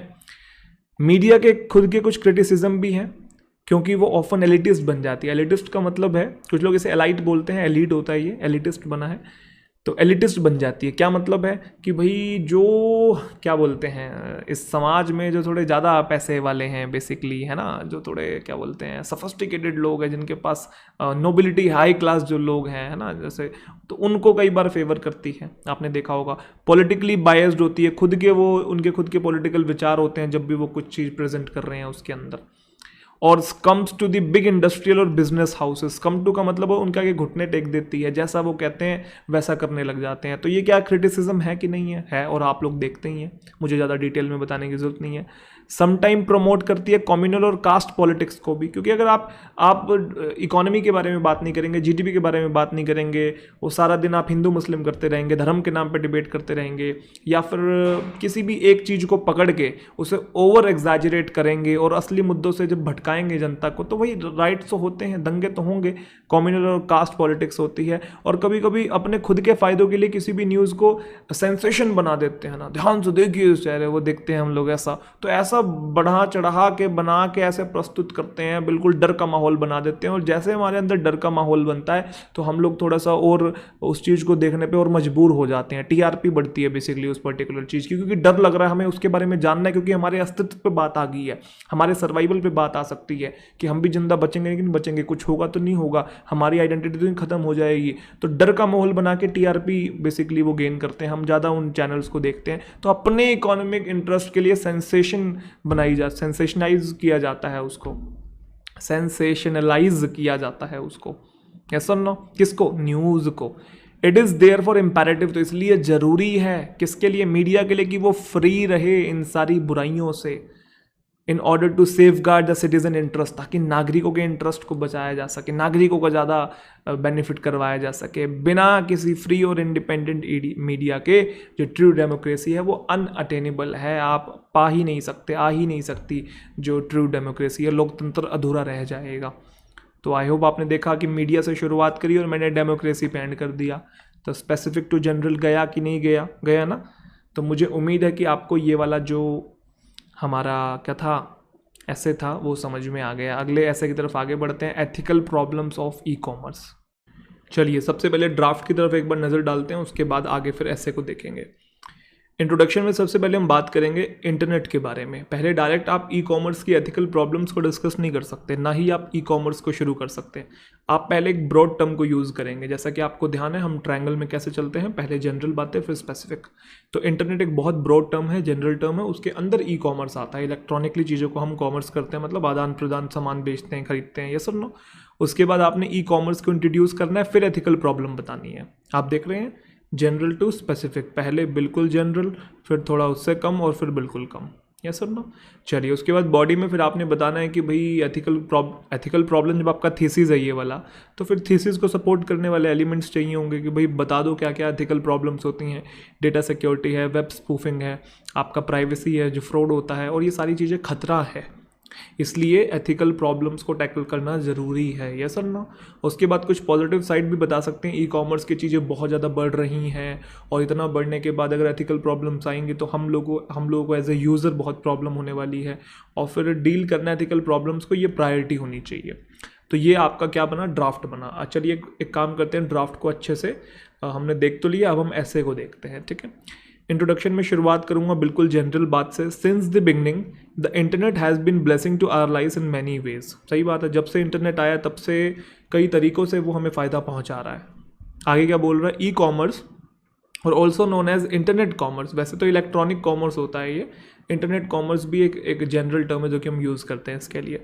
ई कॉमर्स और also known as internet commerce is one of those benefits that we grab from the internet. हमने पहले इंटरनेट को बताया कि इंटरनेट की बहुत सारी ब्लेसिंग है, फिर बताया क्या ब्लेसिंग है। ई कॉमर्स भी एक ब्लेसिंग ही तो है कि घर पे बैठे बैठे हम सामान खरीद सकते हैं, यस और नो, और बेचने वाले बेच भी सकते हैं। इट मीन्स बाइंग और selling products over the internet. थोड़ा सा डिफाइन कर दिया कि ई कॉमर्स क्या है। फिर उसके बाद बोल रहे हैं today e commerce is one of the fastest growing retail markets. क्योंकि प्रॉब्लम्स हमें बतानी है, अगर एथिकल प्रॉब्लम्स को मेंशन करना है तो पहले ये भी बताना होगा कि ई कॉमर्स बहुत ज़्यादा यूज़ हो रहा है, बहुत बड़े लेवल पे हो रहा है, बहुत बड़े लेवल पे हो रहा है, बहुत ज़्यादा यूज़र्स हो रहे हैं, तो फिर उसको प्रॉब्लम से रिलेट करेंगे, ज़्यादा अच्छा लगेगा। तो ई कॉमर्स जो है फास्टेस्ट ग्रोइंग रिटेल मार्केट्स है। फिर यहाँ से मेरा थीसिस शुरू हुआ नॉनदलेस, लेकिन बावजूद उसके फास्टेस्ट ग्रोइंग होने के बावजूद भी still a huge deal of uncertainty है और न्यूमरस एथिकल प्रॉब्लम्स है बढ़ती हुई ई कॉमर्स की फील्ड के अंदर। यस और नो? यहाँ से मेरा थीसिस शुरू हो गया। और with the increasing vastness of e commerce business ethical problems are also expanding. जैसे जैसे ई कॉमर्स भी बढ़ रहा है तो प्रॉब्लम्स भी बढ़ रही है। जनरल टू स्पेसिफिक आ गए ना। शुरुआत करी इंटरनेट से कि ब्लेसिंग्स बहुत ज़्यादा है, फिर ब्लेसिंग्स में एक ब्लेसिंग मैंने ई कॉमर्स गिनवाई कि ई कॉमर्स जो है वो भी एक ब्लेसिंग है।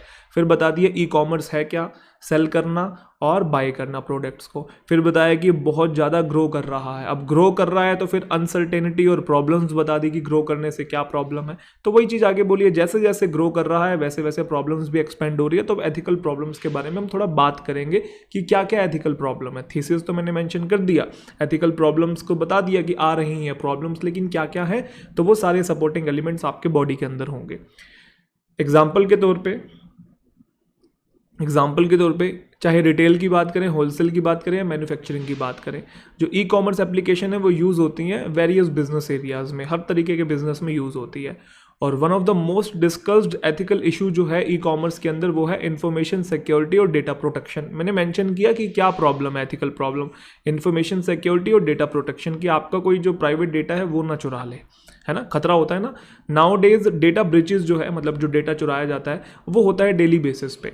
कस्टमर्स गिव करते हैं, मतलब देते हैं sensitive information including there bank and personal details, क्योंकि आप कोई चीज़ खरीद रहे हो और कोई चीज़ सामने वाला बेच रहा है तो बैंक डिटेल तो आप मेंशन करते हैं। तो डेटा सिक्योरिटी और डेटा प्रोटेक्शन ये सबसे बड़ी एथिकल प्रॉब्लम है। सामने वाला कोई चुरा रहा है गलत तरीके से तो वो चीज़ रॉन्ग है ना, एथिकली वो चीज़ गलत है। तो कस्टमर्स जो है सेंसिटिव इन्फॉर्मेशन देते हैं including there bank and personal details which can result in data theft होता है, उससे सिक्योरिटी ब्रीचेज होते हैं ना।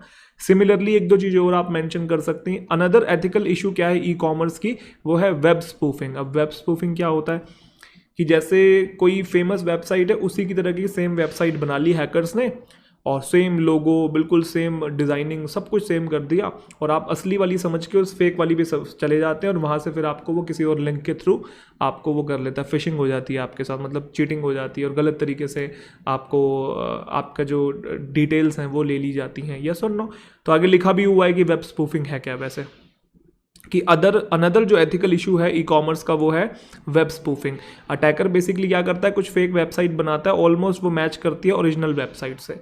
इस सिनेरियो में यूजर्स को रियलाइज ही नहीं होता है कि वो उनके साथ फ्रॉड हो रहा है फेक वेबसाइट बनाकर, है ना। और इन एडिशन टू दैट जो ईमेल स्पैनिंग है और जो ऑनलाइन पायरेसी है, फिर मैं और बता रहा हूँ और क्या क्या इशू है। डेटा सिक्योरिटी ये तो बताया, डेटा प्रोटेक्शन, वेब स्पूफिंग का बताया मैंने कि ये वाला इशू आजकल बहुत चल रहा है, एक ईमेल स्पैनिंग, ऑनलाइन पायरेसी। फिर अब देखो 2 मेंशन कर दिए थे, उसके बाद फिर बाकी सबको एक साथ इकट्ठा मेंशन कर दिया, क्योंकि इतना मेरे पास वर्ड्स नहीं है ना। देखो सबसे बड़ी जो हमें चैलेंज जो हमारे पास आता है वो शब्दों की लिमिट को लेके आता है। अभी मैं जितने आपको बता रहा हूँ ये सब 200-250 वर्ड्स के ऐसे हैं जितने भी हैं। अगर आपके किसी एग्जामिनेशन में ज़्यादा आते हैं तो वो फिर डिपेंड करता है कि कितने वर्ड्स का ऐसे हमें लिखना है, उसके अकॉर्डिंग डेटा को फिर हम ऐड कर सकते हैं। अभी 200-250 वर्ड्स के अकॉर्डिंग ये बहुत बढ़िया तरीके से, क्रिस्प तरीके से लिखा गया है, ठीक है। तो ईमेल स्पैनिंग, ऑनलाइन पायरेसी और जो साइबर स्क्वेटिंग है, ये फ्यू अदर एथिकल इश्यूज हैं जो कि रोकते हैं किसको, ई कॉमर्स सेक्टर को। क्योंकि अगर ऐसी प्रॉब्लम्स आएंगी तो यार कौन खरीदेगा, सबको लगेगा फ्रॉड हो जाएगा मेरे साथ, अगर जैसे ही मैं इंटरनेट पे आऊँगा तो कोई खरीदेगा ही नहीं। ये जो प्रॉब्लम्स हैं ये एकदम से वाइटल थ्रेट बन रही हैं, खतरा बन रही है कंज्यूमर्स के लिए और बिजनेस ऑर्गेनाइजेशन के लिए। तो ये एथिकल प्रॉब्लम्स है और ये खतरा बन रही हैं। तो क्या मेरी थीसिस से ये चीज़ मैच कर रही है? कर रही है। वहाँ बताया था कि जैसे जैसे बिजनेस बढ़ रहा है वैसे वैसे प्रॉब्लम्स आ रही है, यहाँ बता दिया क्या क्या प्रॉब्लम्स है और वो क्यों प्रॉब्लम है ये भी बता दिया। कितनी अच्छी तरीके से बॉडी को हमने यहाँ पे सपोर्ट किया है। और फिर बात करते हैं कंक्लूजन की, वो चलेगा स्पेसिफिक टू जनरल। चलो आओ देखते हैं। हाउ एवर, अब जैसे मैंने कहा था पॉजिटिव साइड थोड़ी सी बता सकते हैं, थोड़ा सा अच्छा लगेगा, स्ट्रेंथन हो जाता है आपका आर्ग्यूमेंट कि बेटर साइड जो है ई कॉमर्स की वो भी एग्जिजेंट है। एग्जिजेंट का मतलब है वो भी डिमांड में है, वो भी बढ़ रही है। मतलब पॉजिटिव साइड तो और ज़्यादा, नेगेटिव तो फिर भी कम है, पॉजिटिव तो बहुत ज़्यादा है। With its around the clock availability, मतलब कभी भी आप खोलो इंटरनेट, कभी भी किसी टाइम कुछ भी शॉप कर सकते हो। स्पीड है, इजी एक्सेस है और मैनी मोर बेनिफिट्स हैं ई कॉमर्स के, और उसकी वजह से बहुत फास्ट चल रहा है। लेकिन ऑन दी अदर हैंड ये इंपॉर्टेंट है ये जानना कि एथिकल इंप्लीकेशंस का है, उनका स्ट्रेट वे कनेक्शन है बिजनेस पे, कि भले ही सारी चीज़ें बढ़ रही हों, भले ही पॉजिटिव साइड है, लेकिन जो एथिकल प्रॉब्लम्स हैं उनका कनेक्शन सीधा हमारे बिजनेस से, तो वो इतना बढ़ने का कोई फ़ायदा नहीं हुआ। चीज़ें बढ़ रही हैं, एक्सेस बहुत ज़्यादा है, स्पीड बहुत तेज़ है, लेकिन उसको कोई फ़ायदा नहीं है अगर प्रॉब्लम्स बहुत ज़्यादा हैं। तो सारा जो ऐसे हमारा आसपास किसके इर्द गिर्द घूम रहा है, एथिकल प्रॉब्लम्स के, कि उसका डायरेक्ट इंपैक्ट होता है बिजनेस पे। इसीलिए therefore to keep the business free from ethical problems, organiser जो है उनको एथिकल परफॉर्मेंस को एक स्ट्रैटेजिक प्रायोरिटी बनानी चाहिए। सबसे पहले इन्हीं को डील करना चाहिए कि इनसे कैसे बचा जाए, ताकि यूजर्स जो हैं थोड़ा फ्री माइंड के साथ, बिना डरे, फियरलेस होके कोई चीज़ परचेज कर पाएँ। सिंपल सा था। आई होप आपको समझ में आ गया है। तो कुछ सैम्पल्स हमने देखे, पहले जनरल बातें हमने देखी थी, उसके बाद कुछ इंपॉर्टेंट पॉइंट्स मैंने आपको बताए थे और फिर कुछ सैम्पल्स दिखाए। आई होप आपको जो पूरी पिक्चर है जो ऐसे के अराउंड वो क्लियर हो गई है। इसके अलावा और भी कुछ बातें जो मैं समझाना चाहता हूँ आपको, जैसे कि सबसे पहली बात ये कि कुछ बच्चे क्या करते हैं डायरेक्ट ना, जैसे ऐसे आप लोग लिखेंगे, जैसे मैंने अभी आपको कुछ चीज़ें समझाई, आप सिमिलर तरीके से लिखने की कोशिश करेंगे। देखो इनिशियल स्टेज में आप एकदम से एक्सपेक्ट मत करना कि आप बहुत अच्छा लिख लोगे, धीरे धीरे वो उस चीज़ के ऊपर परफेक्शन आएगी। परफेक्शन तो कभी भी नहीं आती है, चीज़ें हमेशा बेटर होती है, परफेक्ट तो कभी भी कुछ नहीं होता है। इंप्रूवमेंट का स्कोप हमेशा कहीं ना कहीं रह ही जाता है ना, जानते हैं हम ये सब। तो इनिशियल स्टेज में अगर आपको लगे कि आप अच्छा नहीं लिख रहे हो तो कोई दिक्कत वाली बात नहीं है, it's all about getting started. And the hardest part is getting started. Start करना ही मुश्किल होता है। तो मन में ये मत लेके बैठना कि मुझे अच्छा ही लिखना है, नहीं, जैसा लिखा जा रहा है वैसा लिखो। अच्छा, आपको कैसे पता लगेगा कि मैं अच्छा लिख रहा हूँ या बुरा लिख रहा हूँ, या टाइम के साथ मेरी इंप्रूवमेंट हो रही है या नहीं हो रही है?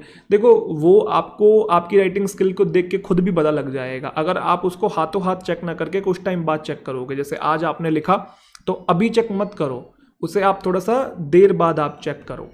मतलब जैसे अभी अभी आपने लिखा तो उसे 2 दिन बाद चेक करो, 3 दिन बाद चेक करो। उससे क्या होगा कि जब हम कोई चीज़ लिखते हैं उस टाइम पे हमें नहीं दिखता है कि क्या प्रॉब्लम है और क्या चीज़ मैंने गलत लिखी है, क्या सही लिखी है। लेकिन जब 2-3 दिन बाद देखते हैं तो फ्रेश पर्सपेक्टिव से हमें वो चीज़ दिखती है। यस और नो? तो कुछ टाइम बाद आप उसे चेक करें। क्लियर है?